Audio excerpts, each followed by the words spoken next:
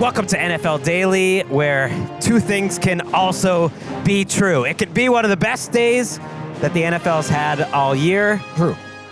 And yet it can be filled with a lot of bittersweet energy at the end of Sunday afternoon because so many of the great stars got injured in Week 15. I'm Gregg Rosenthal. I'm here in the Chris Wesseling podcast studio with my friends Patrick Claybon, Jourdan Rodrigue, and Nick Shook from Cleveland. And Nick, you're with us right off the top because the biggest injury of them all, Patrick Mahomes, occurred in the game that you were covering in Kansas City. And I don't know what to say other than, multiple things can be true.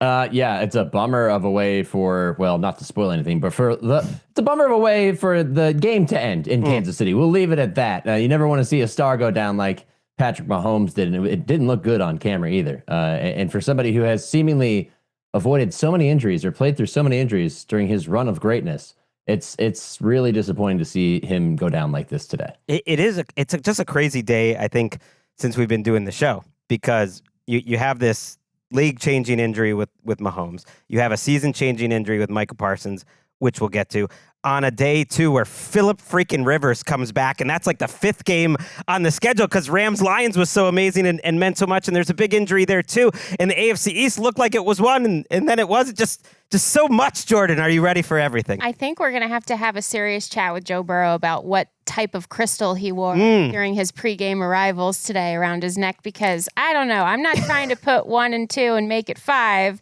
here, but the day he showed up in that crystal, the weirdest energy possible happens across the entire league. Yeah, and everybody's kind of channeling that injury, because you could make a case that 3 guys that are going to be inducted into Canton go down for an extended amount of time today. Okay, so I don't want it to all be. Let's pick it up. It's the Hall's Because revenge because thing. Phillip Rivers is coming back, so he can't go for 5 more years, and Eli's going to get in.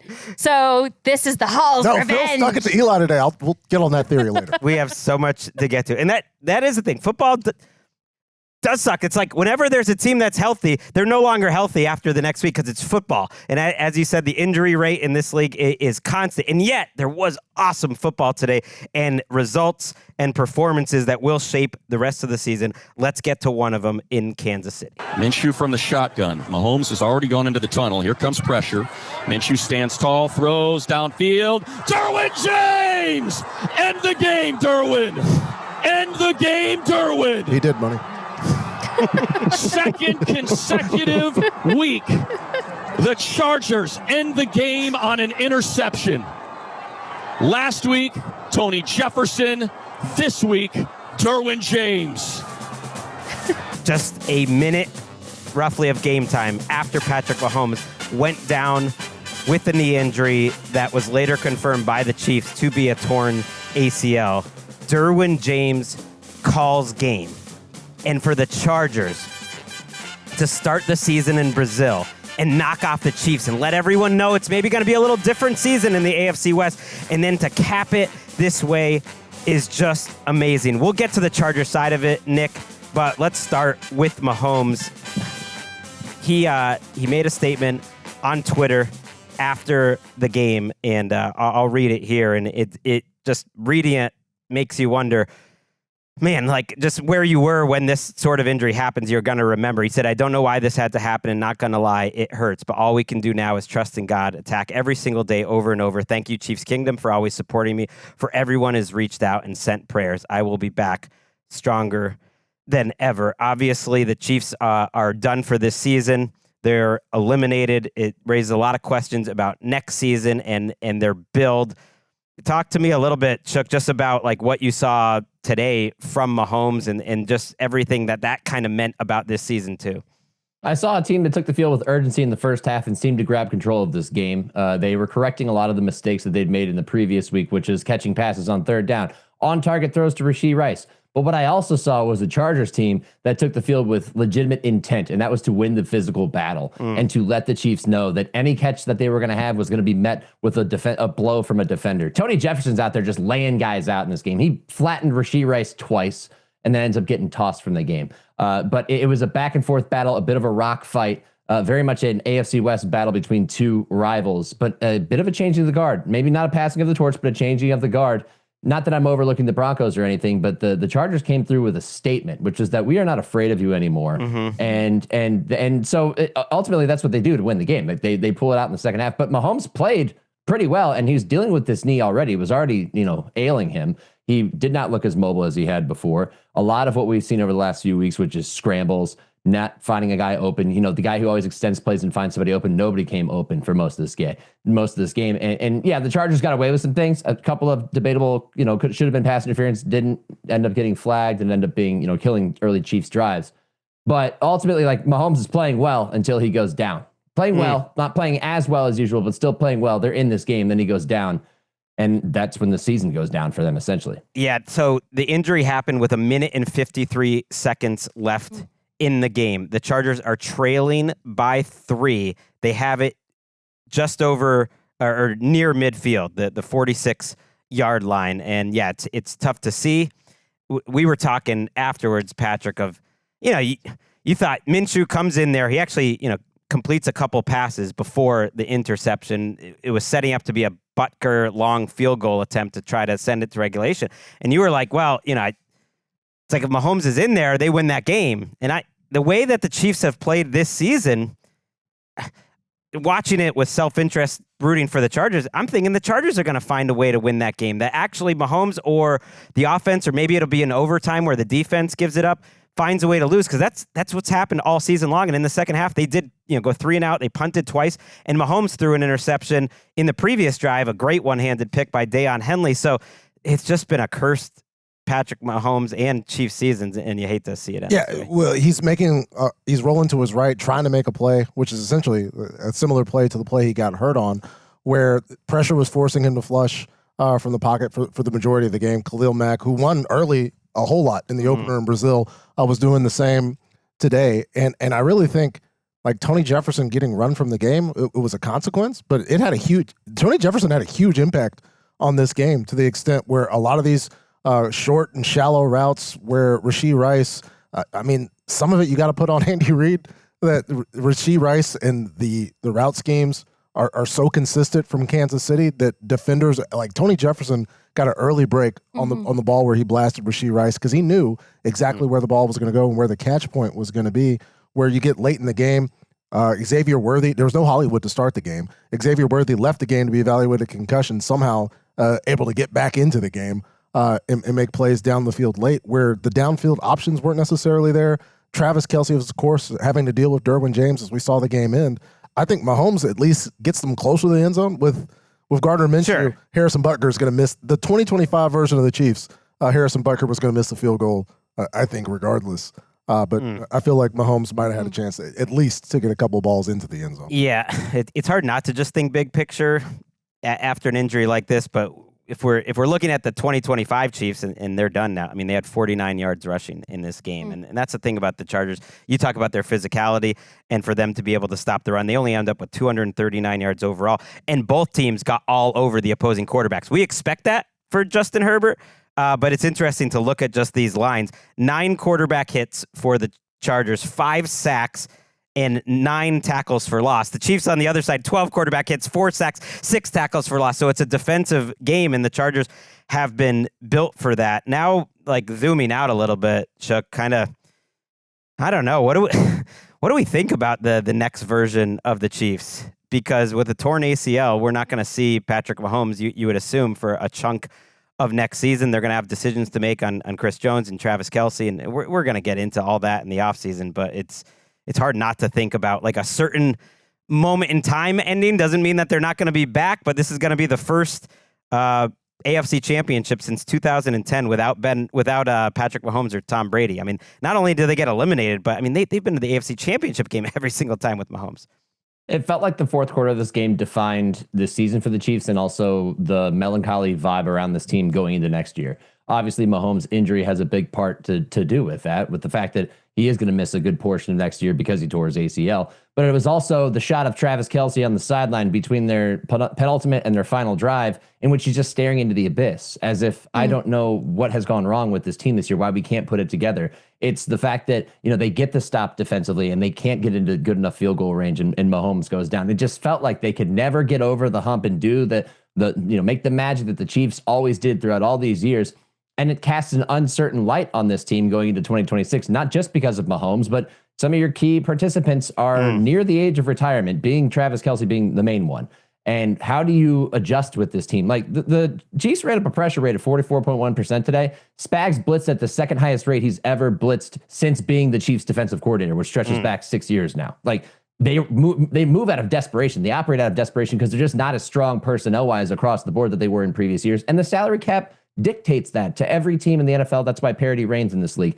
But how do the Chiefs adjust? And I think back to the Eagles were in this place a few years ago, and Howie Roseman kind of got this fluid rebuild going. The Rams were in this place a few years ago, and Les Snead gets the fluid rebuild going, and they're able to turn it around. But the difference was the Eagles struck gold with Jalen Hurts at quarterback. The Rams were still able to have Matthew Stafford at this point and come back from injury and everything else. Without having Mahomes for a decent portion of next year, I don't know what to think about where they're going next year. And maybe this is the point where they do what the Rams did a few years ago, which is, hey, you know what? Maybe we won't be that good next year, but this is the year that we're going to bite the bullet to be better in the years to come. Yeah, it could be a little bit of a reset. I remember when Tom Brady tore his ACL, and then the next year he doesn't look quite as good, and they lose in the playoffs, and everyone said, okay, the Patriots dynasty is over. That followed, obviously, with the best portion of Brady's career, but literally with the best offenses. And so I think they can reset, but it's obviously disappointing. This is such a bummer on a great day for the Chargers, too. They are very much in the AFC West mix. And we're going to get to the team they're going against, the Broncos, now. But I think to just cleanse us before we get to another great performance and another unfortunate injury to a superstar, I think we should listen to a Call of the Year nominee on a play that didn't even count. I don't care. It can still be the Call of the Year. From the 20, the defense is putting their hold on it. Vidal is the back. Here comes the blitz by Edwards. Hit as he throws, intercepted. And picked off on the play, Gelati, the rookie. It's a thick pick inside the 20. Oh, he's a big man with a lot of hair. Kind of the opposite of you, Nick. Oh, well, the big man with no hair. Big man with no hair, yeah. I love that you're... Oh, he's a big man with a lot of hair. I love it. Called back by penalty. That's the rule of cool. You can't call that back by penalty. New York's got it was called back by penalty, right? You're looking at me funny. Or did that interception count? Am I crazy? That one stood. I'm an idiot. We could take that out the record or not. Either way, I love you, Kevin Harlan. The last comment is why he just goes from Hall of Famer to the greatest of all time. Let's go to Denver. We're going to welcome Shook back later in the show for the rest of his games. Thank you for your service, and thank you to Bo Nix for finally making the Bo Leavers like myself pleased on Sunday. Outside in, now Franklin in motion. Bo takes the snap, four-man pressure. Bo climbs the pocket, throws the ball to the end zone. Touchdown, Denver! Troy Franklin.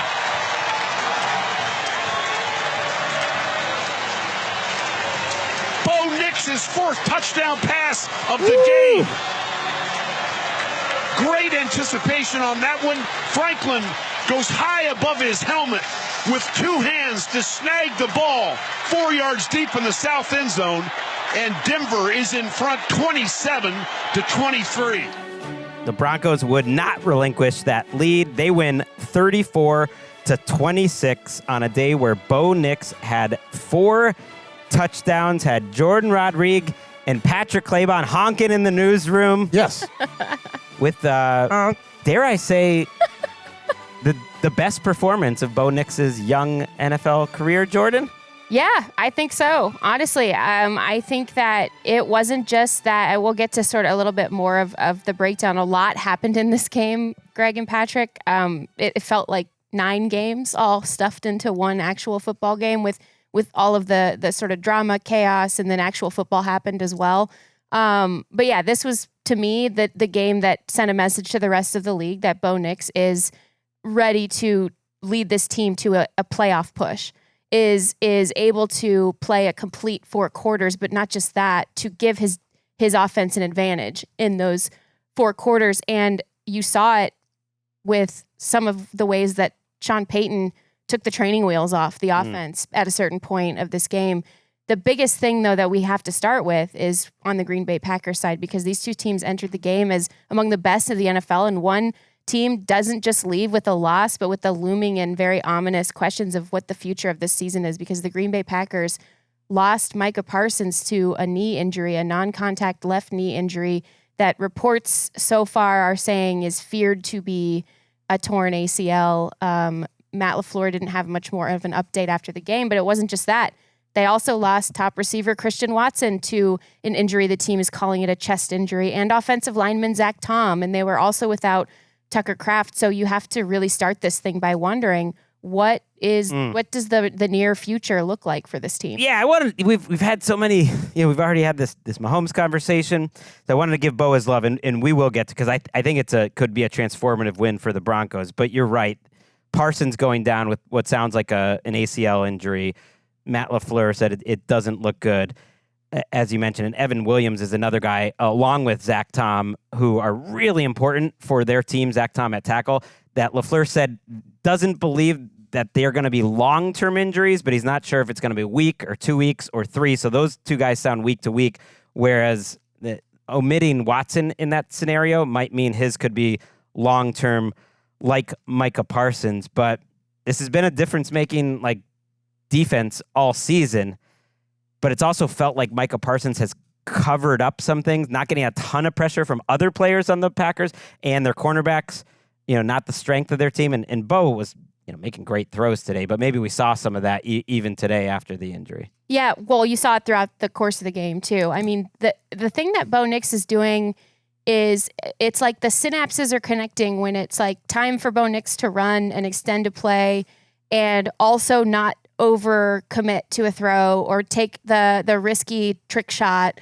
or make the decision that maybe is the lowest probability decision. And it's all connecting really well. There were times where he was on the move, avoiding pressure. Micah Parsons, before he got injured, was coming off the ball so fast and getting to him so fast, to the point where we talked earlier this week about the Sean Payton and Bo Nix plan probably would get a lot of the screen game going. Well, they were playing Micah Parsons in a way where he was detaching quickly from his block and covering the screen. So blowing up these plays, but the plays that Bo Nix made came on crucial downs, 3rd and long, where he worked out of structure, avoided pressure twice, and gets the ball downfield for a conversion. Another 3rd and 3 where I'm choosing to coin this play. It wasn't designed, but it probably will be moving forward, as this moving screen where he was working to his right again to avoid pressure and sort of like fakes out the defense by thinking he's just going to go out of bounds, but then he dumps off the screen to Troy Franklin, who he had a great connection with.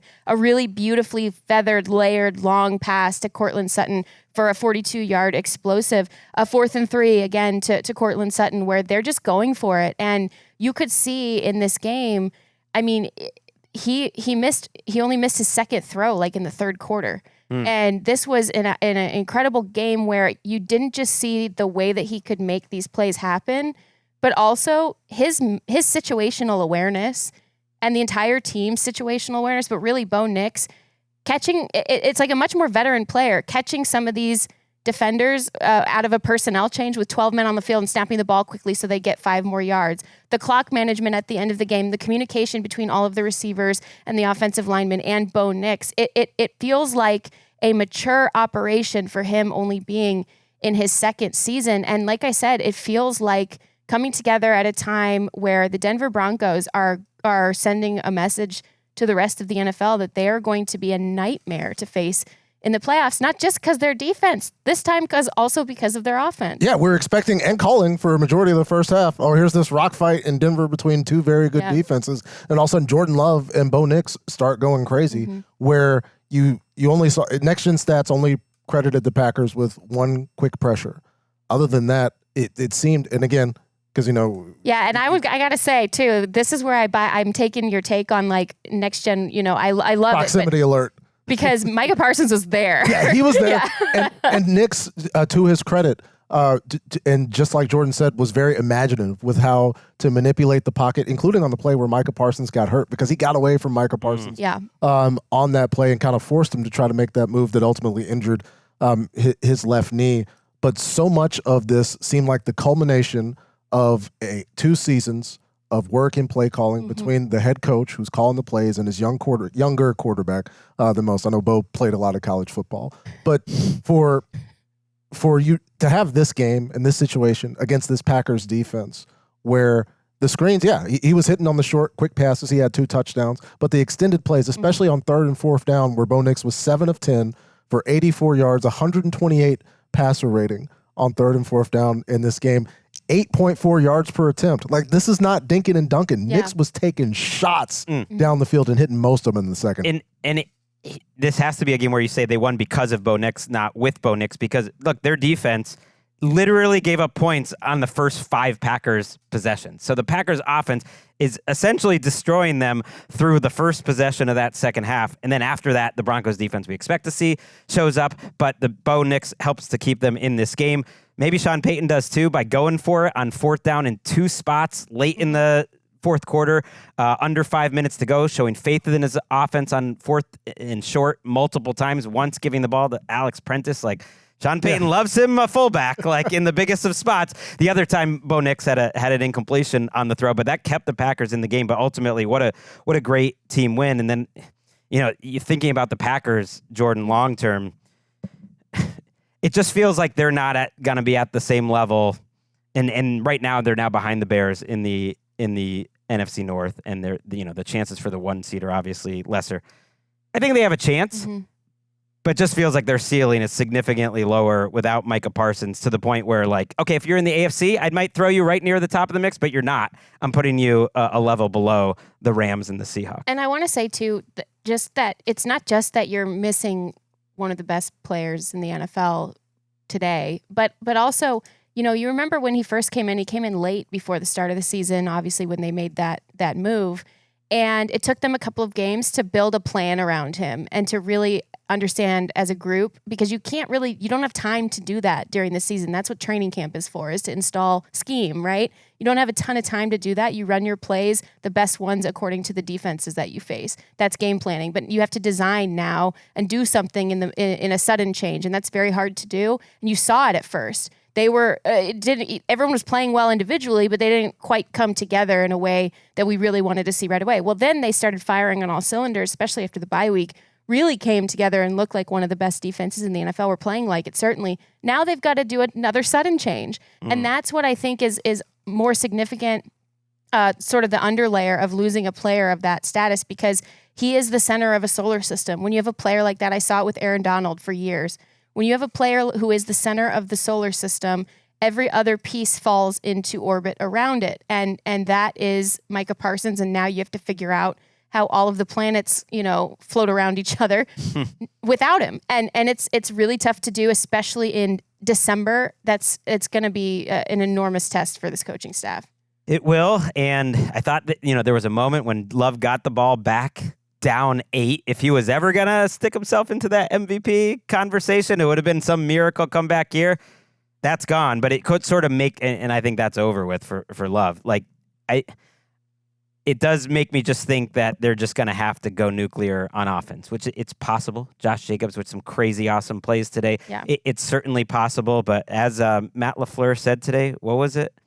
If it doesn't hurt, why are we doing this? Why are we doing this if it doesn't hurt? I mean, you're in trouble. Gonna hurt. You're in trouble where you're on the Shanahan tree, guys. You're on the side. You're vacillating towards Shanahan vibe, dark, ominous. No one knows if we're going to be here Sunday vibe versus the peppy, perky. We'll get him next week. Sean McVay vibe. Matt LaFleur is taking a turn. No question. Meanwhile, Sean Payton, remember before the season, him saying he thought he had a Super Bowl team? Well, they're the 1 seed with 3 games to go, and that upcoming game against the Chiefs, and to just think about that. It's often about who you play, when you play them. Like the Kansas City Chiefs, when you think about who they play the rest of the season, they have a game against the Broncos that now just looks like a total layup for Denver, whereas before, not so much. All right, Denver's number 1, in part because of what happened in New England. The Patriots were 1/2 away from winning the AFC East 2 weeks before Christmas, but they couldn't close the deal. 2 tight end set, but they're split out to the left with Shakir. 2 on the right and an empty set. 3rd and goal from the 14. Here's the snap. 4-man rush. Allen steps up, fires, and he's got Knox in the end zone for a touchdown. Josh Allen with a laser to Dawson Knox for his second touchdown reception of the game. And the Bills, for the first time, have come all the way back to take the lead. Oh, Chris Brown on WGR. 35-31. The Bills win this game. And I chose that touchdown in particular because on every 3rd and long, on every play where the Patriots could just get the Bills off the field in the second half, Josh Allen did something awesome. And it wasn't just one thing. There was playmaking. There was gutsy decision-making. I think the 4th down decision by McDermott to go for it was obvious enough, but the 4th down decision from Josh Allen to go for a seam ball up the middle to Khalil Shakir and put a perfectly placed pass in his hands where they called the pass interference. Patrick's making a face. I'll pick you up, Greg. That to the victor goes the bold. I mean, he was bold and he put it right on him. a questionable pass interference. Yeah, but he caught the ball anyways. We had a lot of those today. I thought that was it's a bang call. I think complaining about the calls here, but he caught the ball. He caught the ball in the end on that Shakir play. They ruled that he had the catch before Jones pulled it away. Either way, whatever Josh Allen and the Bills offense were trying to do, they got done in a span of 5 straight touchdowns. They go 5 for 5 in the red zone, keeping the Patriots in last place. They are the worst red zone defense in the NFL by a decent amount. And yes, down 21-0. It's the first time the Patriots have blown a 17-point lead in 120 attempts at doing so. Only Josh Allen could do it. Mike Vrabel spoke after the game about last year's MVP. Just watch all the games and know that it's just the same as it was last week. You had a guy free, weren't able to make the play.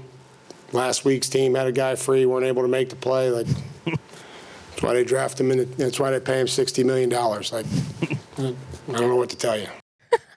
Poor Mike. That came after about 30 to 40 seconds of him just kind of rattling off a list of reasons why Josh Allen had him a little resigned. Remind me a little bit of that Josh Allen playoff game where Bill Belichick and the Patriots did not force a single stop of the Bills and Josh Allen. Yeah, I was going to actually, I'm glad you brought that up because I was like, he's feeling a little like depressed at the podium, late stage Belichick right there. Certainly different vibes overall in New England. It's also really disheartening to lose like that when, according to Next Gen Stats, the Bills had a win probability of just 8% at a certain point, and they came all the way back. And I just felt like coming into this game, we talked earlier this week about the Bills, and you just can't, because of Josh Allen and because also of the variance that this team plays with for the positive in the second half of games, you can't really count them out ever, and certainly you could not count them out of a potential sweep. Yeah, they were plus 94 in the second half of games going into this week. They trailed 24-7 at halftime in this game. So, they make up a 17-point deficit and win by 4. And that part of it didn't shock me because the Patriots are a flawed defensive team, and the Bills got it going before halftime with the touchdown drive. I think they won this game in part because in the second half of this game, their coverage held up, and they got the Patriots off the field quickly every single drive. Now, one time they got him off the field quickly because it was a one-play Travion Henderson touchdown that took back the lead. But overall, it was just the Patriots were living on the field, and they had a lot of designer stuff and stunts and everything cooked up early in the game where they were kind of winning. And I felt like the Bills and Joe Brady and Josh Allen figured it out, and they relied on their quarterback, but also on James Cook in the second half of that game. And it felt like a prayer anytime the Patriots were trying to stop the Buffalo Bills after that. I think the big play was made by Joey Bosa late in this game where the Patriots had a crucial 4th down. Mike Vrabel's going for it. Drake May and the Patriots had just had a kind of woeful drive considering how explosive they were. And I guess it's the plague of all these most explosive offenses where it's tough to sustain a lead when all you can do is get giant chunk plays, as the Patriots were doing this entire game, where they have Bosa actually drop as a spy And of all the difficulty every single Bills defender had in keeping up with Drake May this entire game, Bosa is able to get his foot in the ground in the right moment where there was nowhere for Drake May to go. And then when May decides to throw over him, he knocks that pass down, essentially saving the game for the Buffalo Bills. Yeah, it's such a great point because in the first half, Drake May and the Patriots coming out of their bye, remember they're coming off that week off, it really felt like, okay, we're getting close to the end. Maybe let's press that Drake May design run and scramble button a little more than previously. And he had 2 rushing touchdowns in the first half of the game after having 2 all season long. And he was playing fantastic. There was a great throw down the sideline to Booty. Like Mac Hollins had a couple nice plays. But you're right. It's so dependent on the big play. Hell, let's listen to a moment in time because I have a feeling our friend Scott Zolak is going to have a great call on the Travion Henderson touchdown. Now New England goes to work from the I formation. 2 receivers to the left with May under center. Tosses it right for Travion Henderson. The Bills haven't defended well. He tries to bounce it back left. He sprints across the 40. Inside 45-50. 45-40. 2 men to beat for the 25-20. 50-10. Touchdown. Patriots. You got to be kidding me! And like that, New England has the lead. I'm sitting here getting to rip them because they went tossed right into the mass of the defense. It's a bad call. The rookie kicks it backside. And your quarterback recognizes it, and he busts his ass to get out in front of the speed guy because he's got wheels, and he blocks 2 guys. You're witnessing something that is really starting to come together for this team. Oh, man. That's so good. Almost as For so good many reasons. as the most loathsome man in sports media, Dave Portnoy, is sending a video about how they own the East and a new dynasty has started in the middle of this game. They're making it hard to be a Patriots fan out here. It's hard the whole time, Greg. No one who's with you. You got to be kidding me! And then they blow that game. But I think it makes sense to me. They're a young team to sweep the Bills. Man, it doesn't mean they can't win the division. They're still 1 up. That game against the Ravens looks even bigger next week. It just makes sense to me to beat a team like the Bills. And after that Henderson play, by the way, it was like, man, their defense cannot get off the field before that. And it's just very methodical. James Cook up the middle to Shakir. Penalty on Carlton Davis, who's struggling. And it was just very methodical. The Bills didn't mind, and they answered. And they are right near the top of my contenders in the AFC. I like what you said, mentioning the youth of this offense overall, because I think that the Bills know something and are very practiced and experienced in something, especially with Josh Allen at quarterback, that the Patriots are still learning and figuring out, which is the explosive plays are awesome, but if the other team's strategy is to get the ball back into the hands of the quarterback as much as possible, your entire strategy has to be avoiding doing that, which means playing more ball control on offense. I'm not saying it's not a good thing to have explosive plays. That's fantastic, obviously. But balancing those things out with a ball control offense, you are more than capable of doing it. This quarterback is capable of doing it. That balance is necessary when you have an absolute unit of a weapon on the other side in Josh Allen, who is going to make you pay for it if you give him one more chance to snap it. Yeah, I just think these are 2 really heavy offensive leaning teams. And ultimately, Allen was better today. Drake May, there was a couple plays in the second half where he makes a bad throw. He gets away with 1 interception. He has an arm punt. I don't mind that decision at all on a play where Booty goes up for a pass on 3rd and long. But I think that's a good point because, look, they ran the ball well all day. It wasn't just big plays. They had a design success rate of 54%, but they just couldn't keep the ball in the second half. Shout out to Josh Allen, who's not out of the MVP race. Patrick, I think you should score some points because you know what gets some extra points? When the spreadsheet, the camera shows you on the sideline puking during a game, you come back to win on the road. And that's just what Josh Allen does. If they don't catch it every game, I don't know. It basically happens every game. If I don't get enough out pregame, it usually happens at halftime. If I don't get enough at halftime, it usually happens in the 3rd or 4th quarter, and that's just, I don't know why I do it. It just happens, and it's due to nothing else but other than just a weird feeling. Just got to get it out. Shout out to productive nerves, the greatest athletes of all time. They feel it a little bit, and just a boot and rally. Better that way than the other way during a football game. No question. This Bills team, they've turned around since Eric Roberts was in the crowd watching them. Big day in the MVP conversation. We're going to get to Matthew Stafford after the break.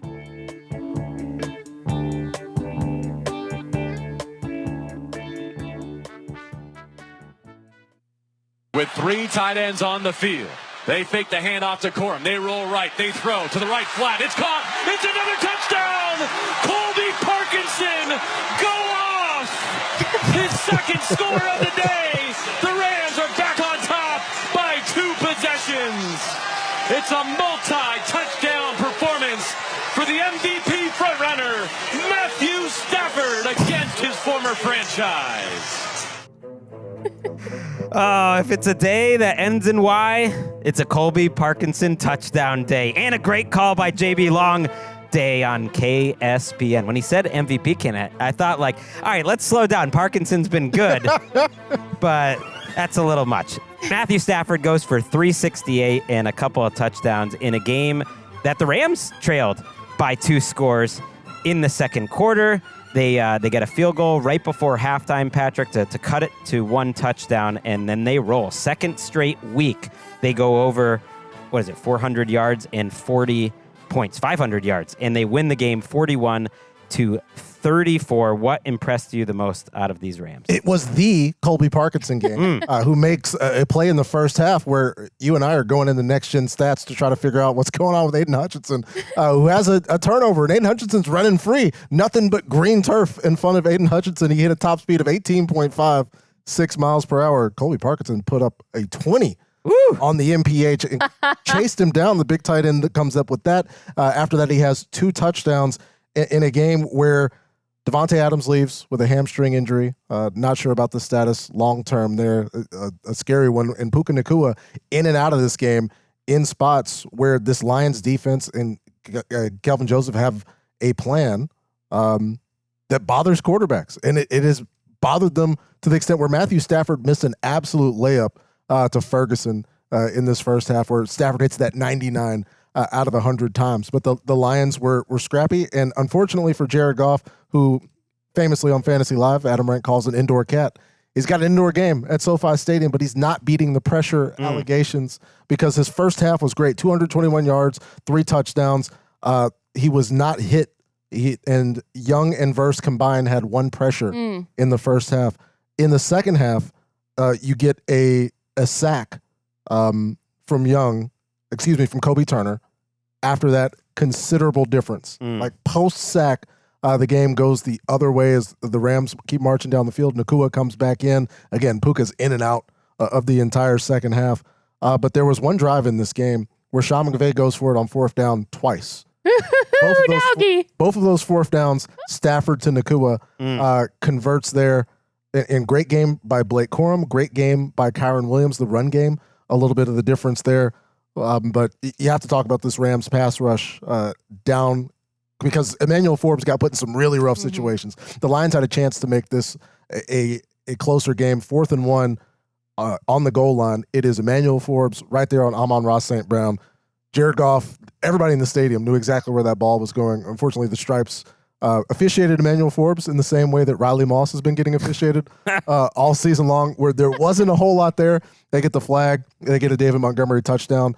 But too much Puka and Stafford late as the Rams are able to. You know what's crazy is Puka can go for 9 for 181 and miss half the game. It's just that, and also that we're not talking about him for MVP. And his season is just absolutely outrageous because it's the big plays and the crazy catches, but because it's those 4th downs as well. One of them I know was a really difficult contested catch, and this dude is just carrying an offense as much as you can carry an offense when obviously Stafford is the MVP candidate, and I think he's the clear front runner now with 3 weeks to go in an offense where Devontae Adams is scoring all those touchdowns, but now we don't know how long he's going to be out with a hamstring injury. It'd obviously be very surprising if he plays on Thursday night, but it's just another Lions game where I think, okay, we're getting used to the fact that the other good NFC teams have significantly better run games and have better defenses. And so, yeah, like Jared Goff, like he has to try to keep up in a shootout, but it's just not, the Lions aren't as good at the other stuff this year. And the defense, which looked great for a while, like the floor has kind of fallen out the last month and a half. Yeah, and it's some of it's personnel, right? Because a lot of it. Yeah, and they've been so injured on the back end, and I think that especially once they were able to sift through what the coverages were doing when Matthew Stafford and some of the route combinations that the Rams were using. You saw their 13 personnel, and you saw they were using the tight ends a lot, which does give them a significant, I think, size advantage. But also, you saw them mess around with, like, Tutu Atwell was in there a little bit. Konate, he's back. He had a big catch as well. Yeah, a great catch. It was like scooping an inch off the ground type of catch. It was incredible on the sideline. And it was also using both running backs, and it was just throwing everything you possibly could at this Lions defense. Obviously, the significance of this win is not lost on anyone in that building, not just because of the history between the two teams organizationally, but also the Rams clinched a playoff spot by winning this game. So it is certain that they will go to the postseason, and they built themselves to do this. This is why they built in so much variety into this offense. And the one weak spot that we've been talking about all year, again, showed up over and over and over again, because when there is no pressure, and in the first half, the Rams front, as great as they are, but we're really struggling to get pressure, to Patrick's point, and they played that zone that they like to play in the back, and the Lions receivers were just getting explosive after explosive after explosive against these guys. Ahkello Witherspoon was a healthy scratch, so AKA was benched. And so it's Emmanuel Forbes, and it's no Quentin Lake, who they badly miss in the middle of the field directing traffic. And it is Darius Williams, and it is Kobe Durant, who's been really great when he's been good, but can sometimes get picked on a little bit too when he's not having a good game. And it's like a rotating plan at safety. And basically, if you can't get enough pressure, these corners are in trouble, and teams know it, and they try to key in on it. Yeah, Ollie Connolly, who does the Saturday show, noted, in the second half they went 54% single high. They went from kind of the split safeties they usually have, and they go single high just to put some numbers on it, and that really helped on the back end. You mentioned Kobe Durant. Hell, let's actually watch a tough moment for him. It was Jameson Williams' second touchdown. Jameson Williams in the Dan Campbell play caller era is freaking insane. 7 for 134 and a touchdown. Amon Rago's 13 for 164. I mean, they're putting up fantasy numbers while the run game for the Lions is not. But yeah, just watch the Durant dive at the end of this absolute dime by Jared Goff. Long count. There's the snap. Jared back. Jared looking, throwing right side. Shamo end zone. Got it! Touchdown, Detroit Lions! Oh, baby, what a dime from 16. 31 yards on the connection. Kobe Durant in coverage, but Jamo blew right by him. I had one of the best celebrations of the year, too, the 40-yard dash everyone wants to see was seeing Jahmyr Gibbs and Jameson Williams. But the dive by Durant, he was like 15 yards away from the ball. It was top 5 futility dives of all time. Yeah. If folks want to go back and watch that play, because there's no chance it gets to that ball, but nobody's going to be mad at you in the field room. Like that's selling out for no reason, but it's selling out. Jamo's gotten really creative with his celebrations. Patrick and I were talking earlier in the day, right as the game started. He had a big first down conversion, and he pretended to pick his nose through like the sort of like scarf thing or face mask thing that he wears, pretended to pick his nose and flick it, but pointed the first down conversion as the flick. It's amazing. I'm like, well, I've never seen that one before. That's pretty great. Jamo, always entertaining. I think this was as big a win for the Rams as it was as crushing a loss for the Lions, because I know people kind of had this chalked up, and there's a long way to go. They are 2 losses behind, a game and a half behind the Packers now for the 7th seed. The 49ers are a couple losses ahead, and they have an uphill battle now to make the playoffs. And the Rams now back into the 1st seed, at least for now, Thursday night pending. Would the Seahawks do their part and take out Phillip Rivers and set up a great Thursday night game, Seahawks-Rams? 1st and 10, 11 seconds. Taylor in the backfield for Rivers. Takes the snap. 4-man rush. Rivers going to throw down the seam. Going to be intercepted. And that's going to do it. Ball was high to the intended receiver. It is picked off by Kobe Bryant. and he races to the south end zone.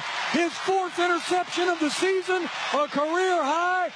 The Seahawks defense, they nail it on the second to last play of the game, picking off Phillip Rivers. Oh, our beautiful boy was so close. Our beautiful grandpa. Phillip Rivers directed a drive. These are facts. In the 4th quarter of a National Football League game against the number 1 defense, according to DVOA, on Sunday, that led to a field goal being kicked to take the lead with under a minute and a half to go. How dare the Seahawks score too quickly to even set him up for that interception? Throwing over 10 yards was not going to be Phillip Rivers' strength today. We learned that, but he did have them in position to win the game. Ultimately, Seahawks pull it out 18-16 in a field goal fest for the Colts. I'm torn on what to think about the Seahawks side of things. So let's just start on Phil. How did it make you feel, Patrick, to see see this man who was in the NFL when you were just like cutting your teeth as like a college reporter, making passes out there? It was great. It made me think about NC State and T.A. McClendon and all those guys playing for the Wolfpack with Phillip Rivers. No, but to be perfectly honest, just to see the release, the backpedal. Obviously, the physical stature is not necessarily the same for Phillip Rivers, but to see him operating the offense, to see the way the team, and yeah, I joke about the team trying hard, but to see these guys rally around Phillip Rivers, especially the Colts that were there back in 2020, and I think about that final possession where it's a 3rd and 5. And Phillip Rivers is thinking, hey, the world's like, what's Phillip Rivers got? And he checks to the draw because he believed in Jonathan Taylor. And Shane Steichen sends out the kicker because he believed in the decision that Phillip Rivers made at that point. And it comes through, and it makes it even more frustrating. Yes. The way that things ended, because that's storybook stuff. Yeah, I misspoke when I said under 90 seconds to go. The Blake Groupie hit a 60-yard field goal in Seattle to take the lead with 52 seconds to go. It was 3rd and 7. And yeah, Rivers checks to a run there. I think he saw a look. He gave it to his best player. Taylor picks up 4 yards. In the moment, I was talking to you. It's tricky because you're going against the Seahawks defense, but I would go for the 4th and 3. You're laughing, Jourdan. No, I agree with you. Yeah. I love that Groupie made this kick. That was you're going to need every single person to be at their best on this team for this Colts team to pick themselves back up. And that's certainly what you saw today. But we were just talking before. It's like, listen, we're getting the Phillip Rivers experience here, and so why don't we just go all in, tush push, do it? Yes. Well, it's funny because I saw a lot of body shaming for poor Phil today. A little bit of a dad bod. Listen, he was set up for failure. He was also wearing that white rib protection. uniforms. I don't know. Over on Blue Sky, there was a lot of Hank Hill backside comparisons to Phillip Rivers' body, which I don't think is he was is set fair. up for failure. But white uniforms will set you up for failure every time. I couldn't unsee it, but it was a fascinating game management game overall, like at the end of the first half, at the end of the second half. And so the decision there is, do you have a better chance of picking up those 3 yards and getting to finish with the ball and whatever the groupie field goal attempt is going to be, or the chance of winning? First groupie's got to hit the kick, and then you got to get the stop. And even though they didn't give up a touchdown all day, it felt like as the game wore on, the Seahawks were certainly moving the ball better and better, and I had very little faith with this new kickoff rule that the Colts defense was going to prevent the Seahawks from hitting a field goal, and they did. It took a couple plays for them to be in field goal range. They did stop them, so they got that like 1 or 2 plays at the very end, but it's not a decision I can kill either way. I think it was just a very difficult decision, and Groupie made him look better, and ultimately his defense, which played awesome today, played their hearts out, just couldn't get a stop, and Jackson Smith and Jigba put another credit to him on the offensive player of the year candidacy, because it was his big catch and run that set them up in the second half, and it was a really key catch where he gets open to help set up that game-winning field goal. So it's just good ball. The fact that Phillip Rivers was in this game, I mean, they were 13.5-point underdogs. Let's give the man some credit. Absolutely. And a lot of credit going to Lou Anarumo. Yes, because maybe even more. As far as the defensive play caller's performance and the way that Laiatu played and getting pressure on Sam Darnold. And this Colts defense as a whole, they hold Darnold to a -4 completion percentage over expected. They were 5 of 13 on third down, which I also think plays into the field goal decision. Like, all right, Lou. All right, everybody, boys. You guys have almost pitched the shutout, essentially, against an offense that was screaming up and down the field the first 10 weeks of the season. They just couldn't, about 10 more yards. Yeah, the problem was, I think because of the game situation, it was like the second half of this game, and even really how the first half ended, 9-play drive by Seattle, 11-play drive by Seattle. Then the Colts did have a good drive to force a punt, but then an 8-play drive from Seattle, 11-play drive from Seattle, and that's what set up that final sequence. So they were moving the ball, and look, Rivers' arm strength was not there compared to where we last saw him, and it obviously wasn't like an upper-tier strength for him even then. But he made good decisions. He avoided mistakes, and I think he managed the game, and he even had a touchdown pass. It was all worth it. 3rd down and 3 at the 7-yard line. Rivers backs into the shotgun, looking over that defense. 4 on the play clock. Takes a step, 3-step drop, looking, throws inside the 5, touchdown for the Colts, and it's Josh Downs across the goal line, touchdown, I-N-D-Y, and the Colts now are on top, 12-3. Man, Phillip Rivers came off the couch and came out here throwing dimes. Awesome call there by Matt Taylor and Charles Arbuckle on WFNI, and Rivers told the broadcast team on Saturday, oh, yeah, okay. He told him, I could get killed out there tomorrow. It could go horribly. I know the Hall of Fame thing, like I pushed that 5 years back. But he said on Saturday, it has all been worth it because I had so much fun this week practicing with everyone. So it's really got to be worth it for him now. And it does make me even more interested to watch Monday Night Football against the 49ers. It's got to be a tough one against the Jaguars, and then you're at Houston.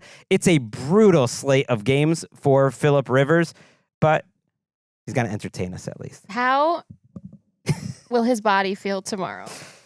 Not great. He did get rid of the ball as quickly as he could, but he still took, more than a handful of hits in this game. It was against Seattle. Including one from the logo, where he takes a step back into the logo, slips down, but to his credit, gets back up and gets a few yards where it's like you see the spry 44-year-old that doesn't even know his own weight. Shout out to Phillip Rivers. What's that meme where it's like the player is 29. He's like, oh, is he older than dirt? He's out.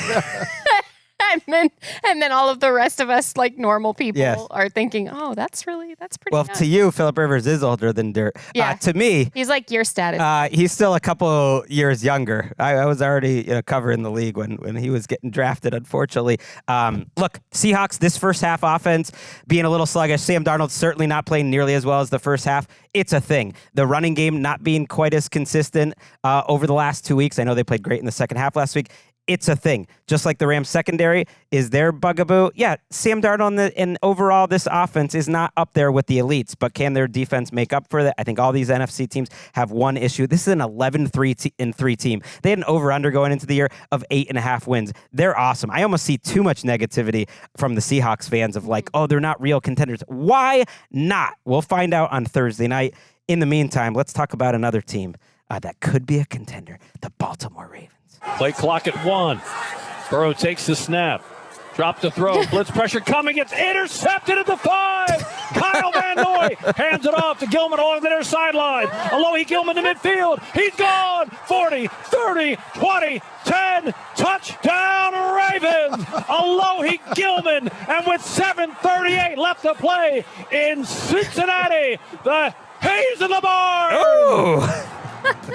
Love that call by Jerry Sandusky on WBAL.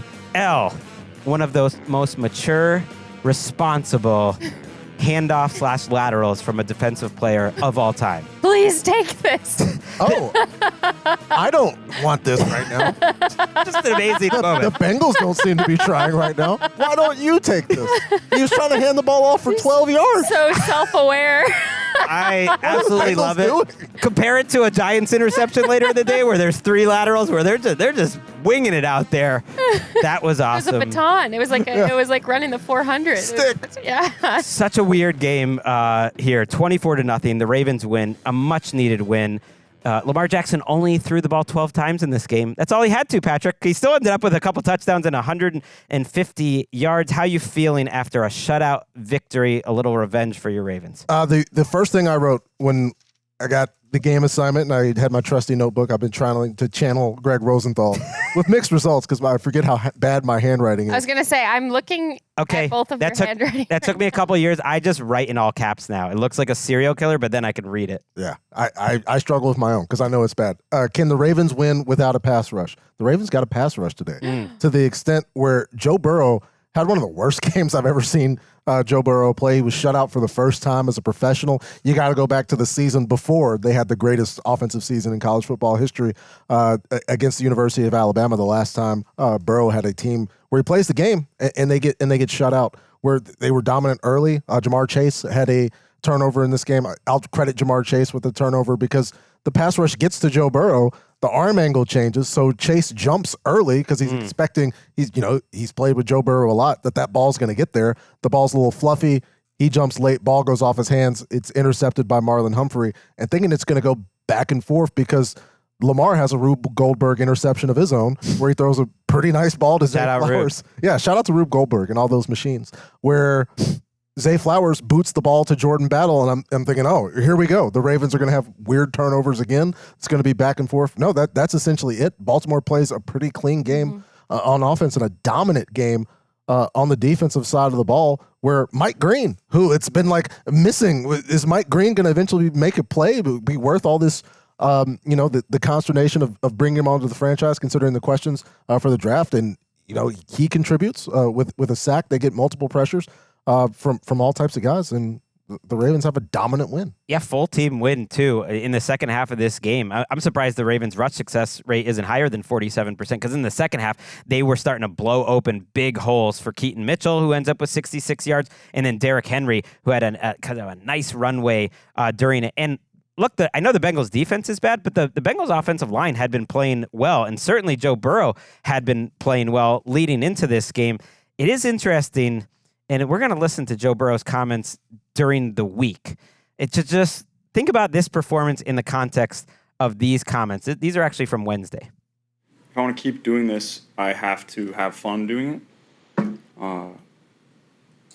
I've been through a lot, and if it's not fun, then what am I doing it for? So that's the mindset I'm trying to bring to the table. Maybe I'm reading too much into it, but it seemed frustrating. There's just a lot of things going on right now. A lot of things going on right now.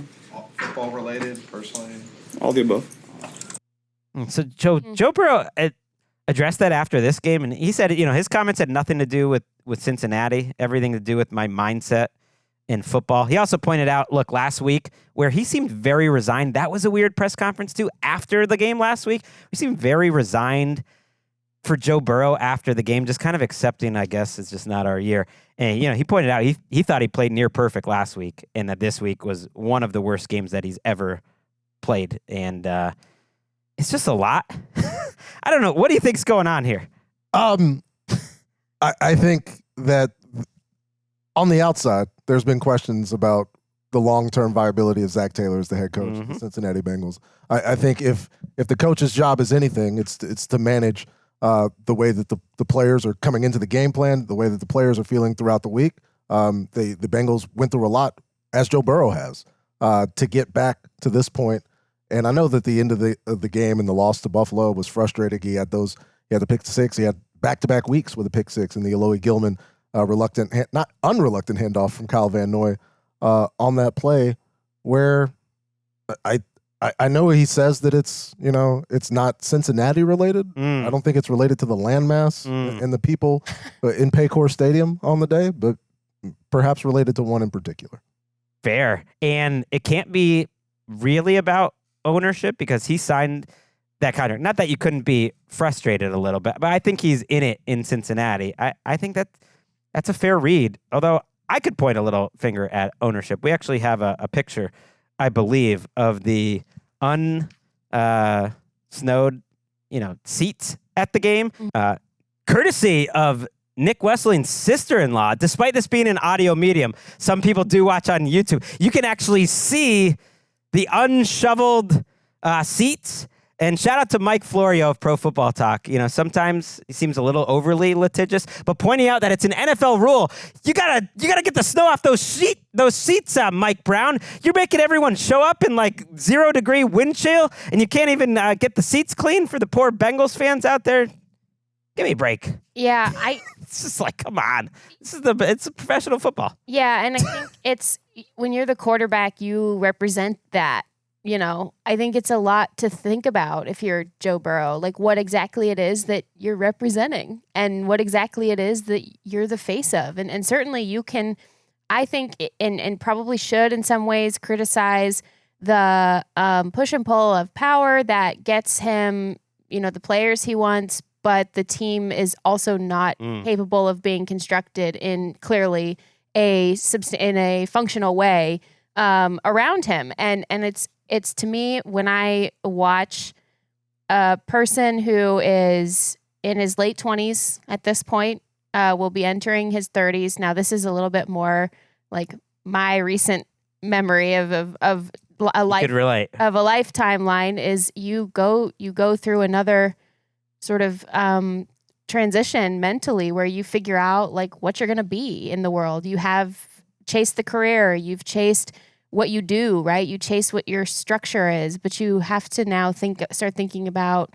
what you want your life to feel like and representing the team and where you are and the place that you are in mentally. I see a person who's lost in that regard. And I hear a voice that's very close to the surface when you're laughing and smiling off these, oh yeah, it's a little both and all these things. You're usually masking something else that's significant. And I think it's very close to the surface for him. And I'm not trying to overly psychoanalyze. He's the one wearing the crystal, not me. But I will say, it's to me, I'm concerned about him, I think, mentally, just from afar.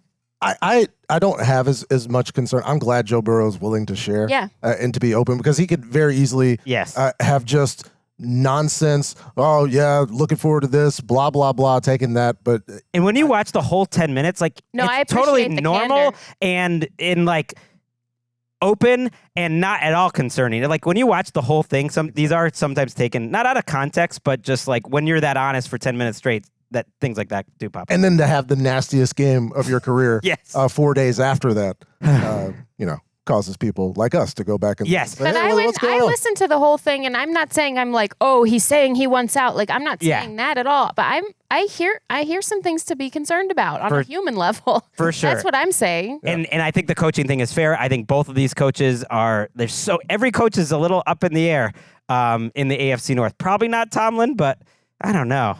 He started putting those things out, making big one on Monday. It just made me wonder, does he want out? Because I don't think the Steelers want him out, but does he want out? Well, the Ravens, they got to 7-7. We'll see if that's good enough for a tie for the AFC North lead. The Steelers game pending, obviously, but I know John Harbaugh's feeling better. And you knew it was kind of the Ravens' day when Lamar almost threw a pick, and then the very next play, or certainly that drive, he hits that long touchdown to Zay Flowers. So the big plays were back for the Ravens. Speaking of big plays, how about the offensive juggernaut in Houston?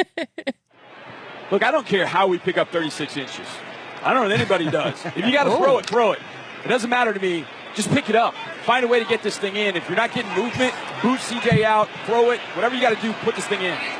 Third and goal at the 1, Stroud under center, and they snap it directly to Marks, who runs in. CJ got out of the way.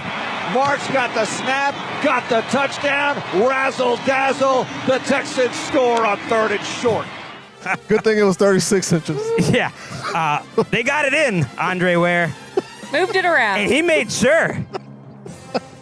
Mark Vandermeer and Mr. Ware on KILT. Could have picked many touchdowns. The Texans put up a 40-burger on the pathetic Cardinals defense, 40-20. It is bad. They're not even that injured, by the way.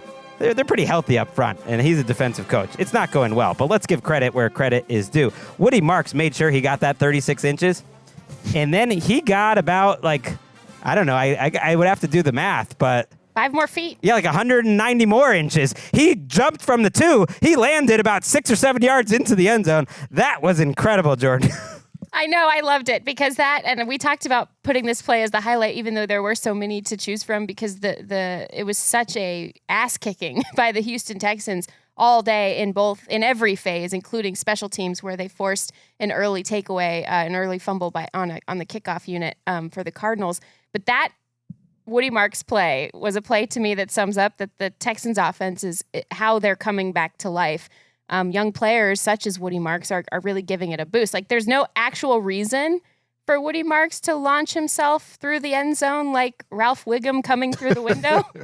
But he does it. Why not? Why not? Why the heck not? There's no reason, by the way, for C.J. Stroud to make maybe the toughest throw available to him on this play, a 16-yard pickup to Dalton Schultz, where, look at this, guys. He throws it to, there's a player there. You can't really tell at first because it is so unclear because there's so many defenders crashing down and another eligible receiver in front of it. Why not take the hardest play in front of it? I do posit this as a throw of the year nominee, just in terms of sheer difficulty and because it is so absurd in terms of its difficulty level and the tightness of that window that you almost felt like it was maybe an accident that C.J. Stroud particularly threw it to Dalton Schultz there. I do think the touchdown to Woody Marks was an accident. Either that was great fake work by C.J. Stroud turning around with his eyes as big as saucers after the snap goes between his legs to say, oh, the ball's going to the ground. And then it's directly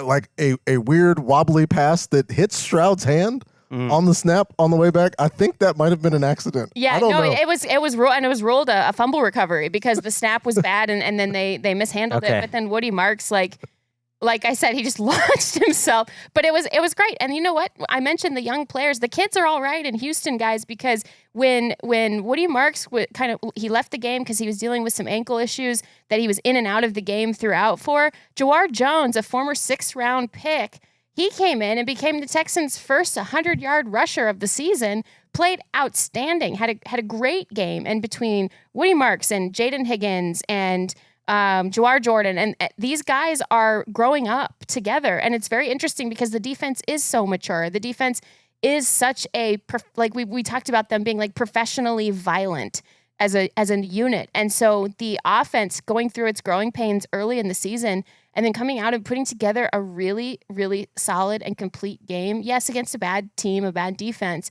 but an absolute thorough beating that was over in the first quarter. Really, it felt like it was over because the 17-0 first quarter. Yeah, it was over at 10-0 because it was 10-0 before Jacoby Brissett even touched the ball because C.J. Stroud on the second play from scrimmage hits Nico Collins on an explosive touchdown, and then the very next play or on the following kickoff, then the Cardinals fumble it and the Texans set up a field goal. And then when you play from an early deficit against this defense, you're screwed because of how sound and aggressive this defense is. So it felt over immediately, and the Texans just piled on. Well, they're starting to do things that real deal teams do, like the Seahawks, for instance. They just put away the Cardinals quickly and hid, and it's not like they had like a million possessions or had defensive scores. I know the special teams and defense did set up 2 short fields, but they had 9 scores. I mean, they had 40 points in, I believe, only 10 drives, which like they either missed the field goal or scored on every drive but one today. They had, it's like C.J. Stroud, and one thing I noticed in the post game from his teammates, they're all talking him up as like, well, yeah, like CJ's the best quarterback in the league.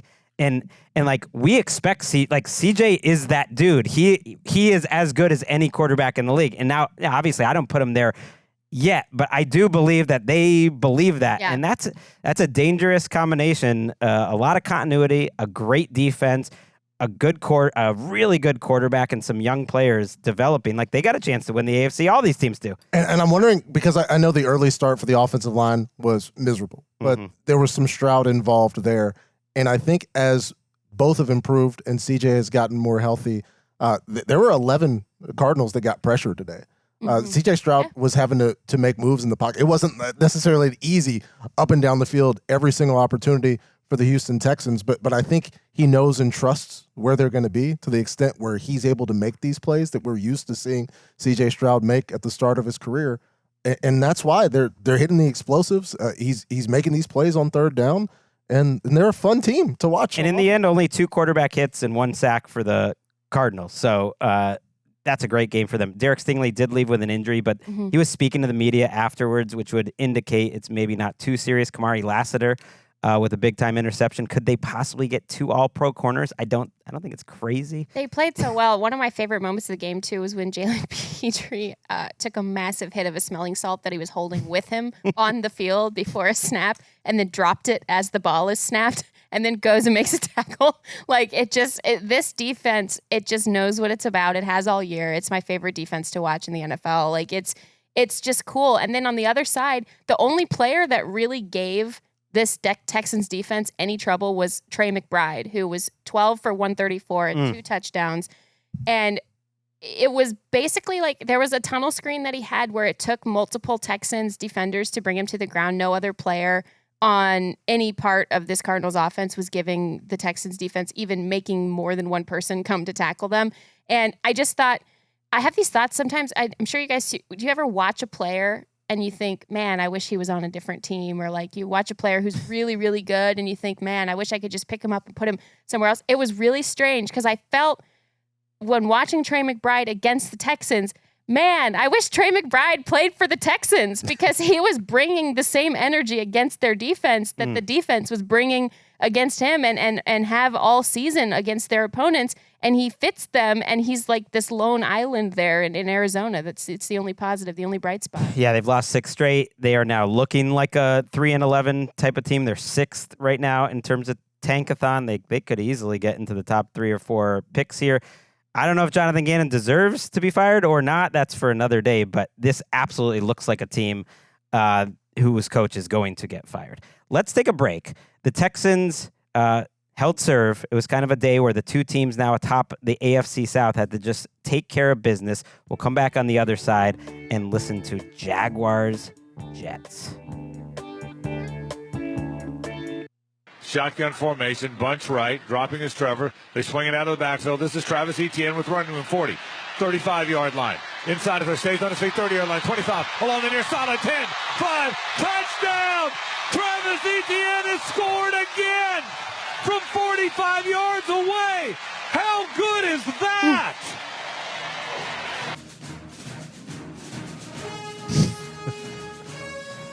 It's great.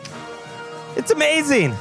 It's maybe the 3rd straight week someone could credibly say, is this the best game of Trevor Lawrence's career? It's a wild streak. Frank Frangie there on WJXL. The Jaguars put up 48 points on the Jets. Final score 48-20. And you might say, oh, what did Trevor Lawrence really do on that play? It's like a little dump-off pass to Etienne. If Trevor Lawrence puts up 6 touchdowns in a single game, Patrick, we're playing that 6th touchdown. I don't care what it looks like. Yeah, no, absolutely. If it were that easy to do what Trevor Lawrence done, it would have been done before in NFL history. The first player in NFL history with 5 or more passing touchdowns, a rush touchdown, and 50 yards rushing in a single game. Has never been done, but congratulations to Aaron Glenn's Jets as they come in. And pour one out for all the QBs who did that, but without the 50 yards rushing. No, and also for all the QBs that are like, that guy did it. he did it averaging 10 yards a carry.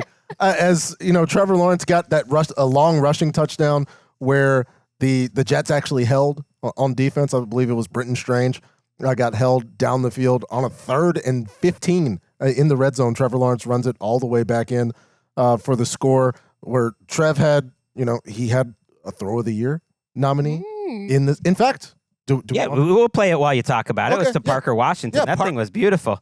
Trevor Lawrence rolling, drops even further back as pressure comes, and I'm thinking, well, don't do it. He throws a Jordan Love fadeaway that's perfect to Parker Washington. Then he Jordan shrugs to the sideline to show that Trevor Lawrence was in fact feeling it. Where the Jets and Brady Cook. Hey, congratulations, Brady Cook. He did have his first career touchdown. I got to say that's got a chance. You think this? Yeah, while he's being hit too, he is. Yeah, it's Will Johnson because pressure. The fact that you're rolling left and then you're taking the hit right, you're throwing it to a guy in stride who, it's not like he's wide open. There are two defenders in the area. Yeah, you got to layer it and have it drop. And then I think the key here is the shrug. That adds a little extra. I think that will help with the judges. It definitely beats out his similar one from a week ago. We're the judges. We are. Yeah, we are the judges. I am the judge. Yeah, and the jury. And it's a 3rd and long. That helps too. I don't know why. I just like it. One of the few chances the Jets had to get off the field, Trevor comes up with that. There's, Brady Cooks, again, Adonai Mitchell caught his first career touchdown pass. Great moment where his fiance and mom and dad are celebrating in the stands. Not a lot of great moments other than that, as the Jets offense looked pretty rough here against a team that, again, no player has ran for over 100 yards. No player's gotten close to 100 yards against Josh Hines Allen in this Jags defense, and a dominant start-to-finish win for the folks in. And it's the first game, I believe, where it's Jacoby Thomas, who again has a nice day, 66 yards and a touchdown. And Trevor Lawrence was completing very difficult throws throughout the game. And his rushing the last month is absolutely a coaching point, and it absolutely shows up. But it's the first game with Jacoby and Thomas and Parker Washington and Brenton Strange. And yeah, this team just looks better each and every week. And they did what, real deal contenders do and squashed the Jets. I have to know what Liam Cohen is saying or doing in the headset, because you see that Jourdan shrug. He's doing that at Liam Cohen. He's facing the play caller and the sideline, and the headset clicks back on at the results of the last play, so you can hear him if he's losing his mind in there, excited. You can hear it if you're the quarterback. So I'm like, this is cool, because they went from sometimes yelling at each other, similar to Bo Nix and Sean Payton. They would kind of get after it with each other, to now they're almost competing with each other, but in a good way, in a functional way. It's pretty cool. To the point where, the teammate who might know Trevor Lawrence the best talked about this recent streak after the game, Travis Etienne. Back in 22, Trevor got hot in the second half of the year. Does this kind of feel similar to that in a little bit? I mean, obviously I know different plays, different games and stuff, but just him starting to get on a roll at the most important times, it feels similar?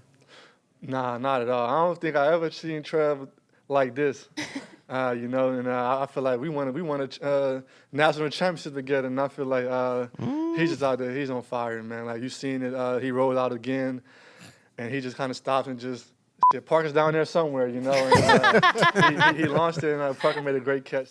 That's so good. That's awesome by I'm glad Travis Parker Etienne. Washington's back. He's great. He really helps. And yeah, Etienne had 3 receiving touchdowns, 73 yards in addition to doing it on the ground. I've been saying all year, Drake May's ascension is right there at the top of just the biggest stories in the NFL this year. Trevor's got a ways to go. 3 weeks is not a season make. But if he can play great the rest of the way, and we'll see this team is a real deal contender, that's one of the biggest developments of this NFL season. Sounds like you're giving the Jaguars some of that much searched for respect that Liam Cohen was wondering. I mean, we did a whole show on them back in October.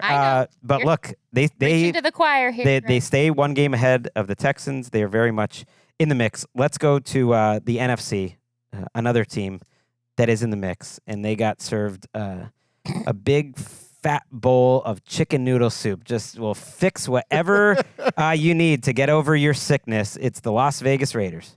1st and goal. Ball at the 4. Hurts in the gun. Barkley to his left.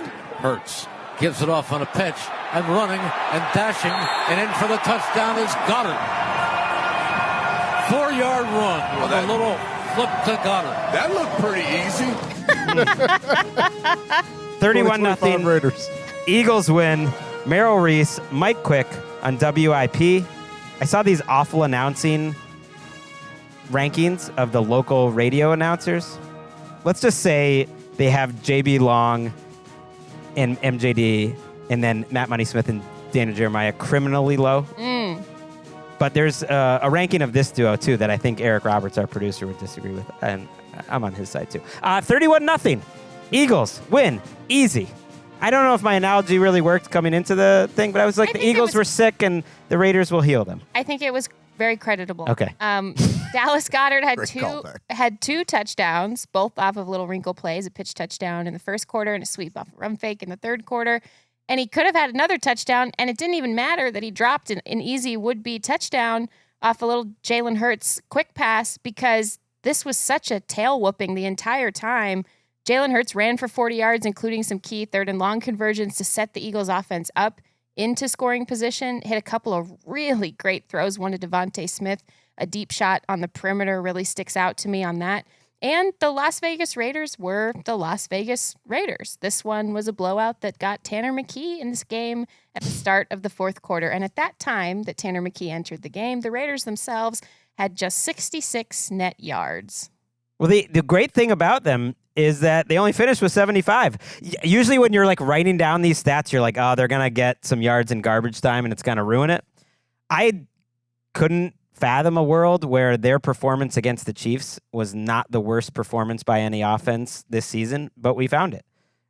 75 total yards by Kenny Pickett and the Raiders, the lowest yards per play, according to Josh Dubois of the Associated Press, in the storied history of the Raiders. I mean, there's some bad offenses over the years, and this was the absolute worst. And so I think it supports the idea that this Eagles defense could just be the best thing in the NFC playoffs. It's possible. And can the offense be good enough? Can they find enough things they like on offense? They obviously, this wasn't the week to totally find out, but I think they'll still feel better about themselves. Yeah, I think the doom and gloom questions about the viability of the Philadelphia Eagles maybe were a bit too much especially after a game where there were some fluky turnovers, 2 turnovers in one play by one quarterback in a situation that has never happened. You get those types of things to happen. You lose the game on a turnover where they could have very easily won that game. They could have won the game in regulation and in overtime, but it went the Chargers' way. And like you said, Greg, this is more than a warm bowl of chicken noodle soup. This is like a sensu bean.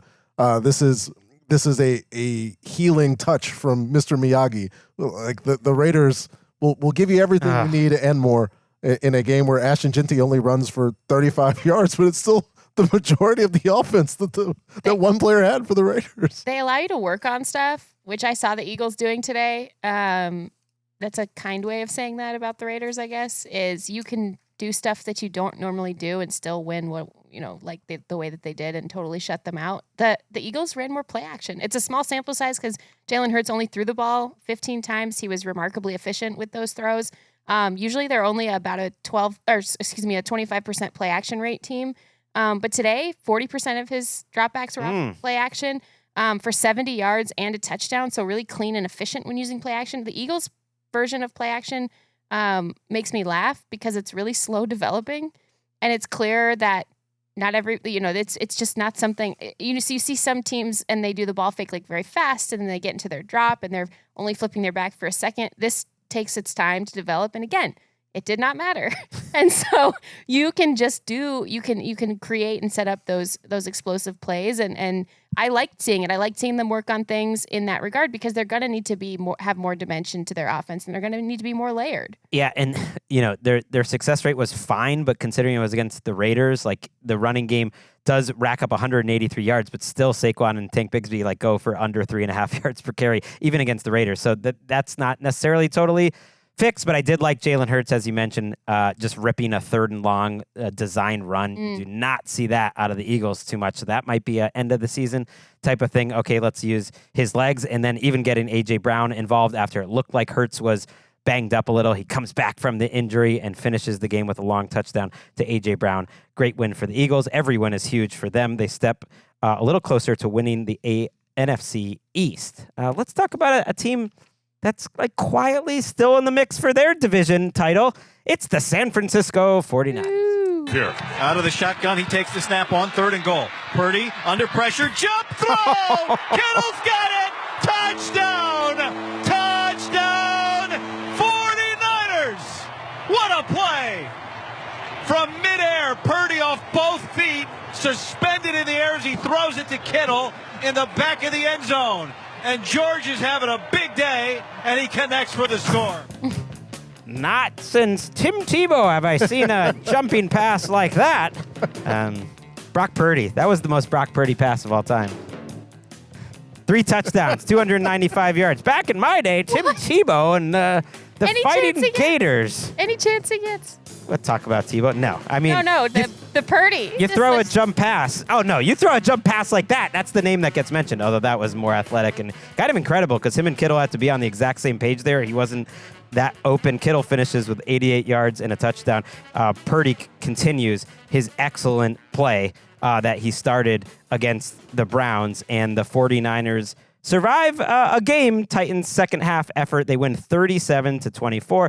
Really what we've been talking about is the 49ers playbook right now, which is you're just going to have to be awesome on offense each week, and that's their path. They've won 10 games this season.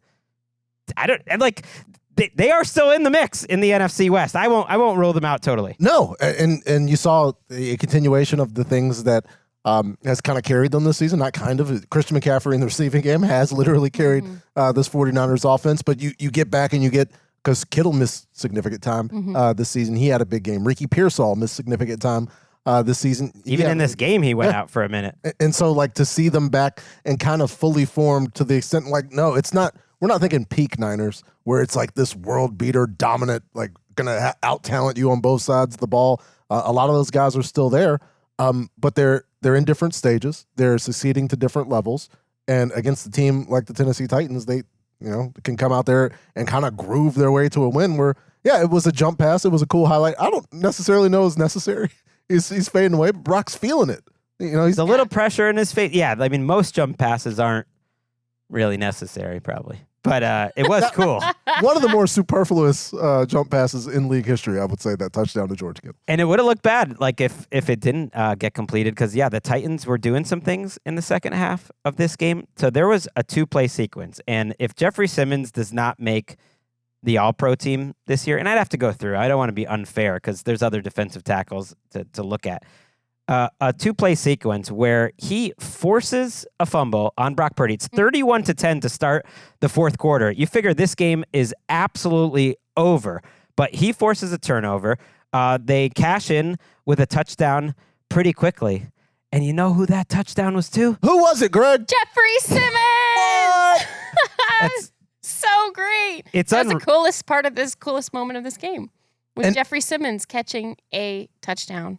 And not just a touchdown where the defensive player comes in, they scheme him up like who's going to cover the defensive guy. It's a defensive tackle kind of running a little bit of a where he looks like he's going to be a lead blocker and then he goes into the flat. He does that, but then he's not open. Look at him. And so Cam Ward has to roll to his right, and Jeffrey Simmons is adjusting while the play is going on. He works with the quarterback in a scramble drill. But when are the Titans running a scramble drill in practice? This is just a dude figuring it out. The dude who loves ball, who's out there like, oh man, I'm not open for this play. Let me make a play for Cam Ward. Like, look at him. Well, the crazy thing is he knows Cam Ward so well that most receivers, lesser receivers, would run towards the quarterback. When he sees Cam Ward rolling left, he says, there's some open space over here.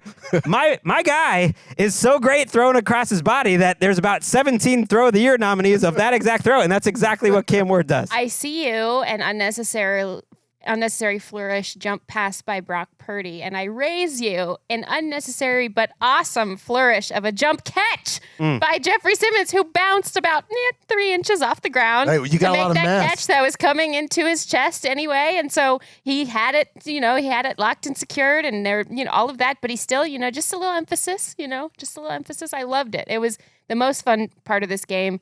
On the side of the 49ers, some of this obviously is Cam Ward being able to scramble around, but the thing that we talk about these contending teams and these teams that are going to make a real playoff push, especially in that tight, like really crowded NFC West, and the 49ers cannot get pressure.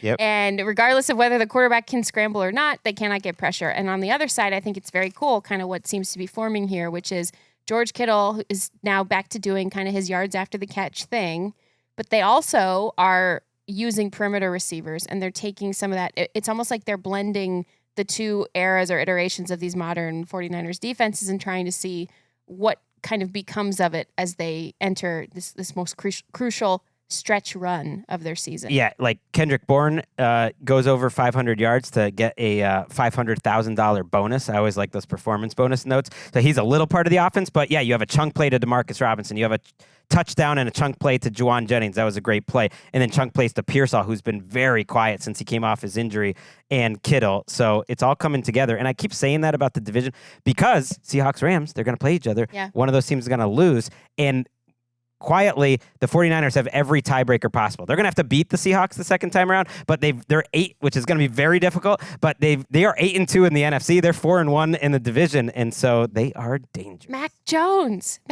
won one of those tiebreakers. Shout out to Mac Jones and Davis Mills for helping their teams. Backups of the year. We should make that an award. Jameis Winston would maybe be a nominee. He did play on Sunday for a little bit. Let's go to MetLife. McNichols is the back. They go RPO. He's got time. Pass right down the middle field. Wide open Terry McLaurin at the 20. Tries to get through a tackle. He does. Spins back. Touchdown. Touchdown Washington. A 51-yard strike to Terry. And you say, why do you want Terry McLaurin on the football field? It's because of plays like that.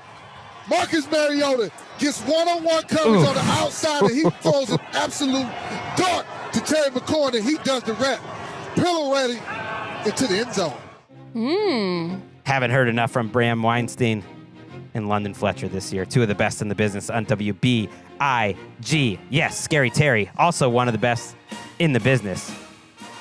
Making it a tough day in the film room there for Dane Belton because he got turned around, and then Paulson Adebo came in there. It was like the Keystone Cops falling off him trying to make that tackle.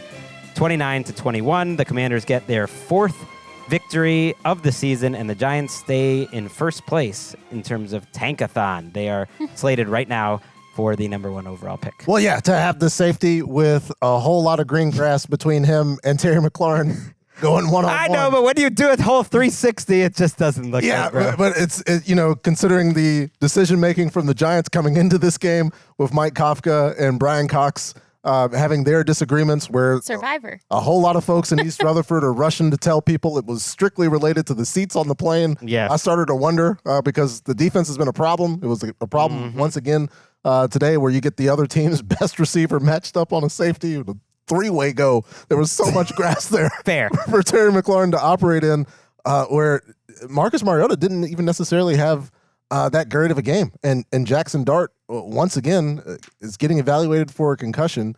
It's crazy. Our friend James Palmer pointed out today, half of the games that he started, he's been evaluated for a concussion. I will not accept your Mariota slander over 10 yards per attempt today. Just only needed to throw 19 throws. But he gets his 211, and they ran the ball better than they have all in a while, at least. The Commanders, Bill Merritt back in the mix. But yeah, the Dart takeaway was the biggest one for me in this game because it was full Dart. And you don't want to go full Dart. Never. Like, there were some great throws in this game. I went and checked. PFF had them as 3 big-time throws, and that's a huge number. Big-time throws. I mean, just monster touchdown to Tyrone Tracy, for instance. There was a great one to Wandale. You love to see it. There were at least 3, I think, turnover-worthy plays. They only had them for 2. But a ding for PFF. Yeah, he had one where he nearly threw an interception on 4th down, but it was dropped. He fumbled the ball on a rushing attempt that he probably shouldn't have, and then he had a brutal interception, which had the combo where you almost should give him 2 turnover-worthy plays, where it was a really bad decision and a bad throw, and that got picked off. And yet all of that together wasn't even the thing that bothered me the most. It was the fact that he's running near the goal line and putting his head down, and they're blaming the coaches. That was a busted play. It was supposed to be a pass, and he just decided to run. There was a designed run, though, earlier on an inside give on the goal line where he took a pretty big hit, too. So it's just kind of the same story. And then again, he did have a bunch of good runs in this game. He ran for 63 yards. In the tale of the New York Giants 2025 season, it is possible to blame everybody. Yes, I think that's a good call, including the whole defense, except today for Abdul Carter. I was watching him closely. 3 quick pressures, sack, forced fumble. Like he's at least getting into the box. Well, so I like that. Yeah, and good because playing playing that way after some of the, miscommunication in meetings or missed time or the benchings and all of these things. He knows people are watching him. Good. I mean, the crazy thing is Dart comes out for the concussion check, misses 2 plays. Jameis comes in. They're on the goal line. Jameis can't hit the touchdown. And then they bring Dart back in for the 4th down. And that was the play I was talking about that should have been intercepted and was dropped and ended up just being an incompletion. Just let it end. Yeah. Let the Giants season end. If anybody could sim to the finish as bad as we talked about as things were for the Arizona Cardinals right now, it's been like this for the better part of months. It's really both these teams, but the Commanders have been better this year, and they deserved that 4th win. Yeah. So they're 4-10. Giants at 2-9. We're gonna say goodbye to you guys, and I'm gonna thank you for a clutch job. You guys have the clutch gene. Stretch run. Like this was a show that required the best of us, like a big day in the NFL with these injuries and everything changing. And I know you could feel it before the show, and you delivered. We're going to turn it right back around and thank Gregg Rosenthal for allowing us to be a part of this franchise. I don't know why we're having thanks when we have 3 big games to go to on the other side. Let's hit Bears and Browns. Shooky coming back before Sunday Night Football. Shooky! Give me your flowers, Greg.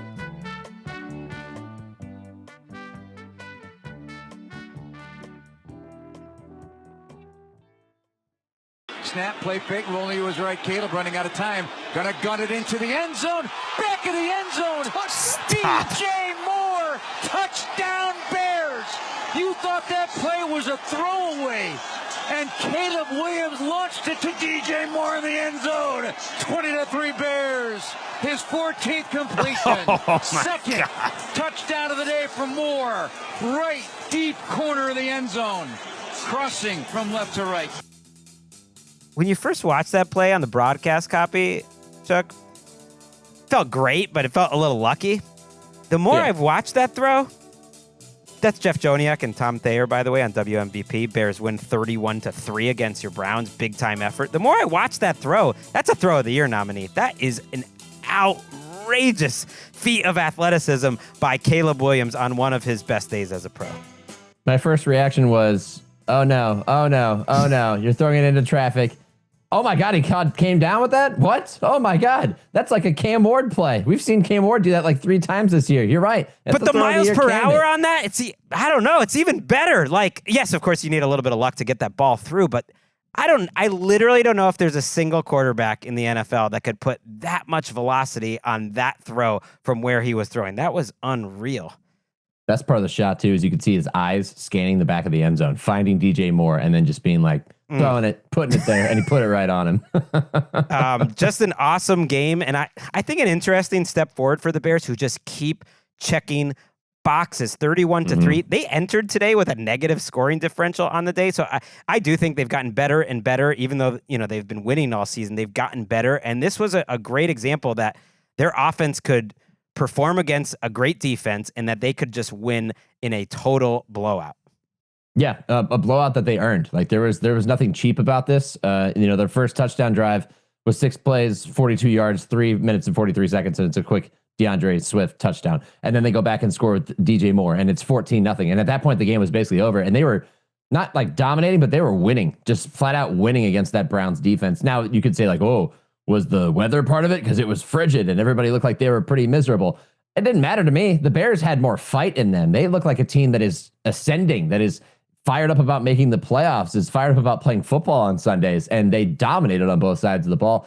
Probably the worst performance from the Browns defense, which just felt like they were chasing Caleb Williams and chasing, those who caught passes from Caleb Williams throughout the day, which, by the way, the play action rollout was magnificent for the Bears all day. But it felt like the Browns defense was just out of sorts, and it's probably their worst showing of the year since maybe that early season loss to Baltimore.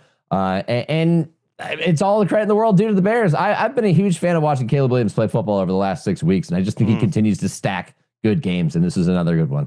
Well, I know the weather was absolutely brutal. The wind chills down in the single digits or negative. We should have mentioned that with the the Ravens Bengals game too. Like, yeah, that's absolutely something to consider in context, but they put up 361 yards. I know they slowed down in the second half, but their success rate for the day, throwing and running, was like 50%, which is outstanding. Meanwhile, the Browns absolutely can't do anything on offense. Like, I don't think they barely had a successful run the entire day. Shedeur Sanders struggle. So it's a great game plan game by the Bears defense too. So you can't blame the weather when one offense looks like the weather's fine and the other is terrible. What did you see out of the Browns offense and the Bears defense? Yeah, I mean, well, back to that point real quick. I mean, Caleb threw for 242 in freezing cold weather. Like that's an accomplishment. But from the Browns offense, a lot of the same. Shedeur had a few nice throws. He actually got robbed of what could have been a touchdown pass. He put one absolutely on the numbers on Jerry Jeudy down the sideline that should have been a touchdown. Hits Jeudy in the chest, falls through his arms and right into the hands of Jalen Johnson for an interception. One of 3 Shedeur Sanders interceptions. The other 2 were his fault. Good defensive plays made by CJ and the linebacker, DeMarco Jackson. And look, that's what you're going to get from a rookie quarterback. He still holds on to the football too long. I feel like I'm a broken record at this point. His pressure rate is sky high because he holds on to the ball too long. And the Browns offense, I mean, he hit a couple really nice balls to Isaiah Bond. He also missed a couple of open targets for Isaiah Bond downfield. It's not a good offense. They didn't run the ball well at all. They didn't really stand much of a chance. They just looked like a team that was outclassed in all 3 phases of the game, which has been pretty much the story for them all year. Today might have been the first time where I was like, yeah, I don't think Kevin Stefanski's going to survive. Like, man. This one right now. I was there a month ago, bro. I was there a month ago. He's a good coach, I think, but I just don't think he's going to survive. The question the rope is has run out. It's run out. There's no more tape left. They're out. And I think it's good for DJ Moore to score a couple touchdowns, ends up 4 for 69, for him to make big plays, and Luther Burden continues to break out. I know he left with an injury. It doesn't sound like it was too serious, but he leads the team with 6 catches and 84 yards. So the rookies are really playing well for the Bears. They get a big-time win, which puts them back in first place in the NFC North. Oh, also, we got one more thing. I don't want to interrupt you real quick, but we got one more thing. Myles Garrett sack tracker. Yes. 21.5 now. Had 1.5 today. He's 1 away from tying the record. What a bad job. That's like literally the only note I wrote down, and then I don't look down at my notes. That's all I care about with these Browns games. He's 8.5 sacks now, ahead of second place. I mean, that's a lot of sacks. Like, not that many players have 8.5 sacks. He got robbed of a half sack today. He should be at 22 right now. Ban the half sack. Go back. Fix the record book for however it's got to be. Half sacks are a travesty. It's a stupid stat, and I totally agree. He should have had 2 sacks today, but he is only 1 away from tying that record. That man is one of the all-time greats. You know who else is an all-time great? Trying to think of someone in this Saints game. How about Cam Jourdan, our podcast mate here at the NFL? Let's go to New Orleans. 47 yards with 6 seconds left towards the Smoothie King Center. Charlie Smith would have been a better pick, actually. Ty Kroger waits, looks, hold is down, kick is away, flag is down, kick is good. What's the flag? Offsides, and Charlie Smith has put the Saints on top 20-17. There's still 2 seconds to play in the game. This typical NFC South annoying finish. We didn't need the penalty to kind of ruin the call. We didn't need 2 seconds left, Kellen Moore, to kind of ruin the call because it wasn't exactly a game winner. That was Mike Haas and Deuce McAllister. The New Orleans Saints have swept the Carolina Panthers. Shook, they beat them 20-17. I propose that is grounds for elimination from the playoff race. That's not fair because the other team in the playoff race with them just lost to the Saints last week. I know. It doesn't really make a winning streak. It doesn't make sense. It's not really fair whatsoever. The Panthers have actually beaten some great teams this year, but they can't beat the Saints. How did the Saints get this done? Well, if you watched last week's game against the Buccaneers, you know that Tyler Shook channeled his inner clutch gene in the fourth quarter. And I'll tell you what, he did it again on Sunday in the Superdome. This time he wasn't on the road. He was at home. He had an opportunity after it seemed like they'd wasted their best one. 4th and 1. He gets what's listed as a sack, but he tries to scramble and comes up just inches short of the line to gain. Turnover on downs. They get a stop. They get the ball back. They have basically like 80 yards to go. And he's just slicing and dicing, just throwing it down the field. Panthers are playing soft coverage. He's taking what the defense is giving him. You can't go broke when you're taking a profit. And he's taking profits all the way down the field. And then he ends up getting a one-on-one situation, Chris Olave versus J.C. Horn. He fires a bullet JC Horn tries to undercut it. He misses out, doesn't intercept it or break up the pass. Olave scores, celebrates, tie ball game. That's when you realize, oh, Shuck's got the clutch gene. It's just ice in his veins every week. But he wasn't done. They got another stop, and they got the ball back with less than a minute, and he leads them down the field with a couple of quick connections to none other than Audric Estime, who catches and runs down the field. He hits Olave one more time, and then with the clock running, they spike it. And you think, okay, they're just on the edge of field goal range. We'll see if Charlie Smith can do it. We know he's got a leg, but we'll see if he can do it. No, Kellen Moore dials up a QB keeper, a good old quarterback draw. He runs forward. The Panthers get caught by surprise. They go after Shuck as he slides. Personal foul, 15 more yards, and now we're well within field goal range, and the rest is history, and the Saints have won 2 games in a row in 2025. Great play call there by Kellen Moore. I think this was easily their best win of the season in terms of they showed great fight, and some of the play calling was really inventive, and I love them calling that QB sneak there when the Panthers are just giving it to you. And I think a bad job by Ejiro Evero for the Panthers defensive coordinator, and a good job by Shuck selling it a little bit too on the hit. But there was multiple flags. They were calling that regardless, and he's done it enough, Nick, that it's absolutely a pattern. He is playing his best late in these games, and he's really good in the hurry-up situation. I bring it back to the preseason game I went to. The one time he looked great was in the hurry-up, and he has absolutely brought that forward. For them to get off 8 plays in under a minute, I mean, they got the ball back with less than a minute. They get 8 plays off, and before that, they get 7 plays off in a pretty quick drive to get that tying touchdown. He's been great, and just a killer loss for a Panthers team that's trying to win the division. Yeah, a blown opportunity for the Panthers. I mean, the Buccaneers lose, and you think, all right, this is our opportunity to get a game lead in this very tight battle. We're going to ascend while they descend and fall apart, and Todd Bowles with an expletive-laced rant after their loss, right? This is when we seize the moment. Now, this is when we let the Saints back into the game and lose a tough one in the Superdome that we're definitely going to wish we had back by the time this regular season ends. It's rough because I thought for 2 weeks in a row I was going to get a game in which we had a total of 8 possessions for each team. You know, one of those weird games because the Panthers are going on these methodical, very long scoring drives.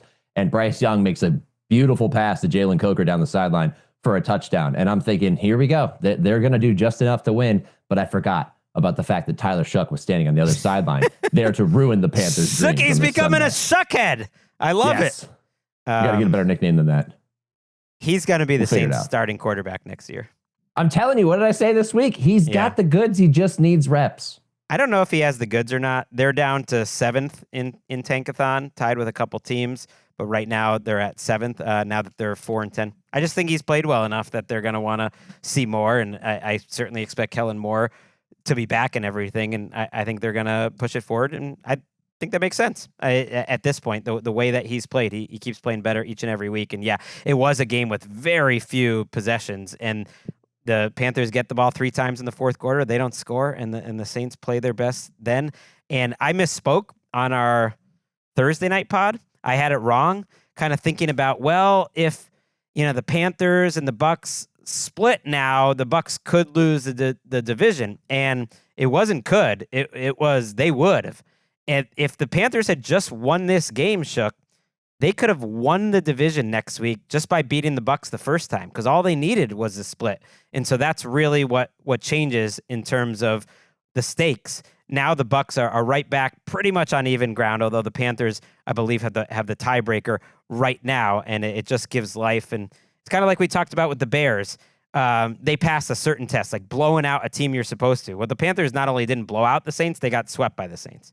I also think that this part of the season is such an interesting examination of the psychology of different NFL teams because, I compare that to the game we just talked about. Like, the Browns look like they're ready for vacation, right? The Saints are playing their tails off for Kellen Moore. Like, they're playing with full effort as if they're in the playoff race. The Panthers are somewhere in between where they don't really know how to handle the fact that they're in a playoff race and get a job done and take care of business in a game like this. And the Buccaneers can't figure anything out. Like, you can be in so many different places in December in the NFL, and oftentimes where you are, your record doesn't reflect that, which is why it's so fascinating. Yeah, so they're at 7-7, and I think a big concern for the Panthers is the run game success has really fallen off the map over the last 5 or 6 weeks. So they just have slimmer margin for error we'll see between them and the Bucs who is the better flawed team. Speaking of flawed teams, let's get to Sunday night. The Vikings and the Cowboys may have some warts, but they're fun to watch.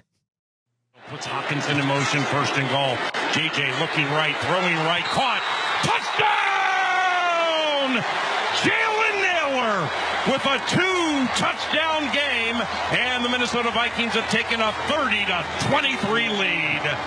Oh, it's great to hear a happy Paul Allen on Vikings radio. The second touchdown for Lucky Naylor on the night. We're calling him Lucky from now on. I don't know when that happened. I missed it.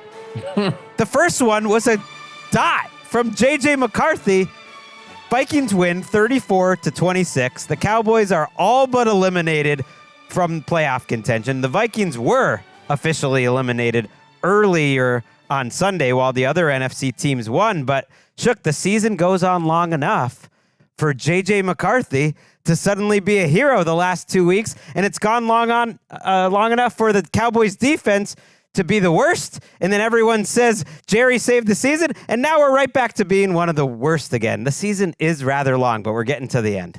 And the marathon continues long enough for your over-under choice with the Cowboys to be in peril as we have 3 more games left in the schedule now. If you don't think that that's all I was thinking about, could they win 2 out of these last 3 during this game? And should I actually send out a tweet about like, oh, it's been a journey if you've been tracking this over-under, but I don't want it to make it all about me. Let's make it about the Cowboys. It's the most Cowboys way to tank the season. You beat the 2 Super Bowl teams from a year ago, who I know are not at their best, and then you followed that up with these back-to-back losses, including giving up 34 points to this Vikings team.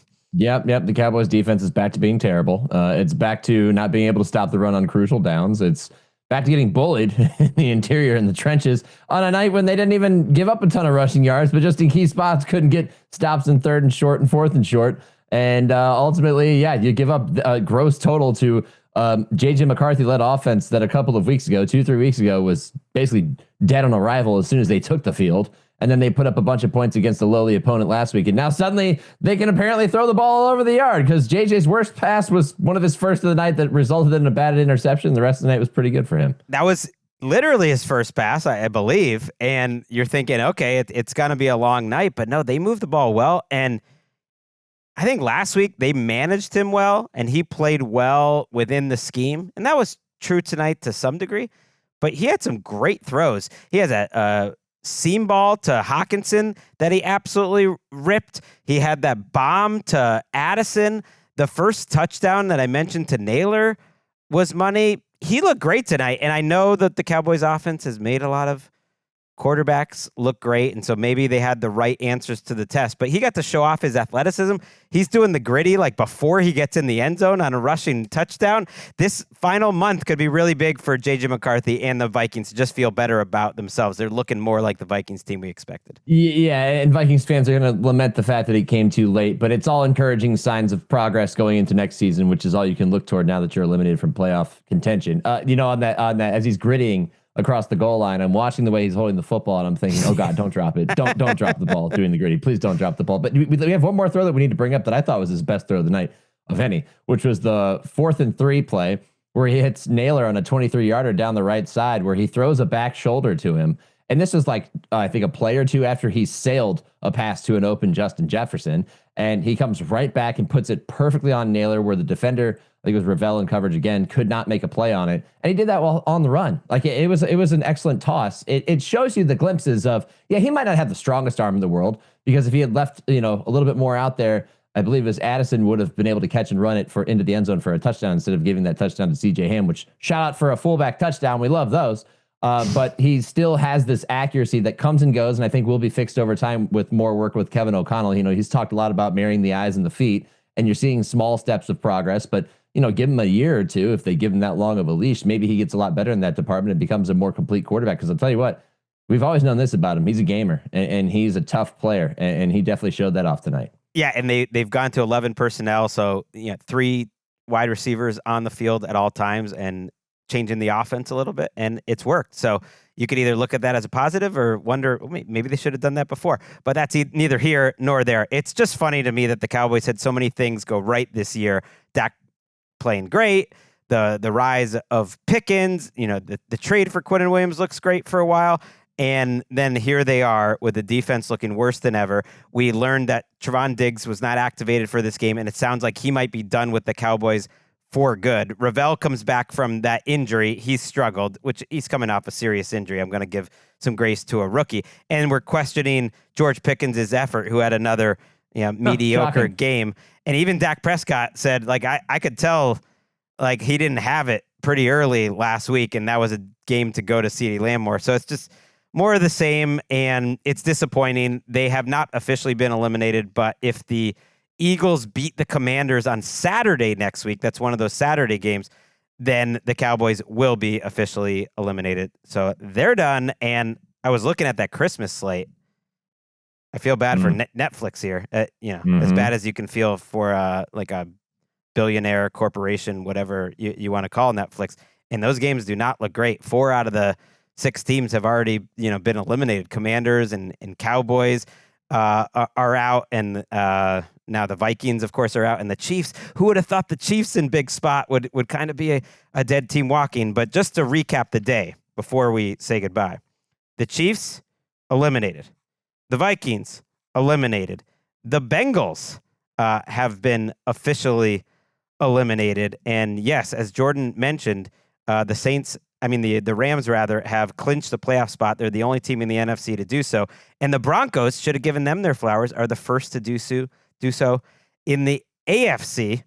And this raises the final big picture thought I'll have for you, Shook. I'm all about these playoff races. And there's a lot of really good games and seedings. And we still got to figure out who's going to win the AFC North between the Steelers and the Ravens. They got a big matchup. We got to figure out who's going to win the NFC South. We got to figure out who's going to win the NFC West. And of those first 2 divisions, only one team is going to make the playoffs. But there's actually not a lot to decide in these wild card races down the stretch. I feel like, if the Lions have 2 games to make up on the 49ers, or else we know who's making it in the NFC. And the 49ers have a tough closing slate there where they could lose 2 games.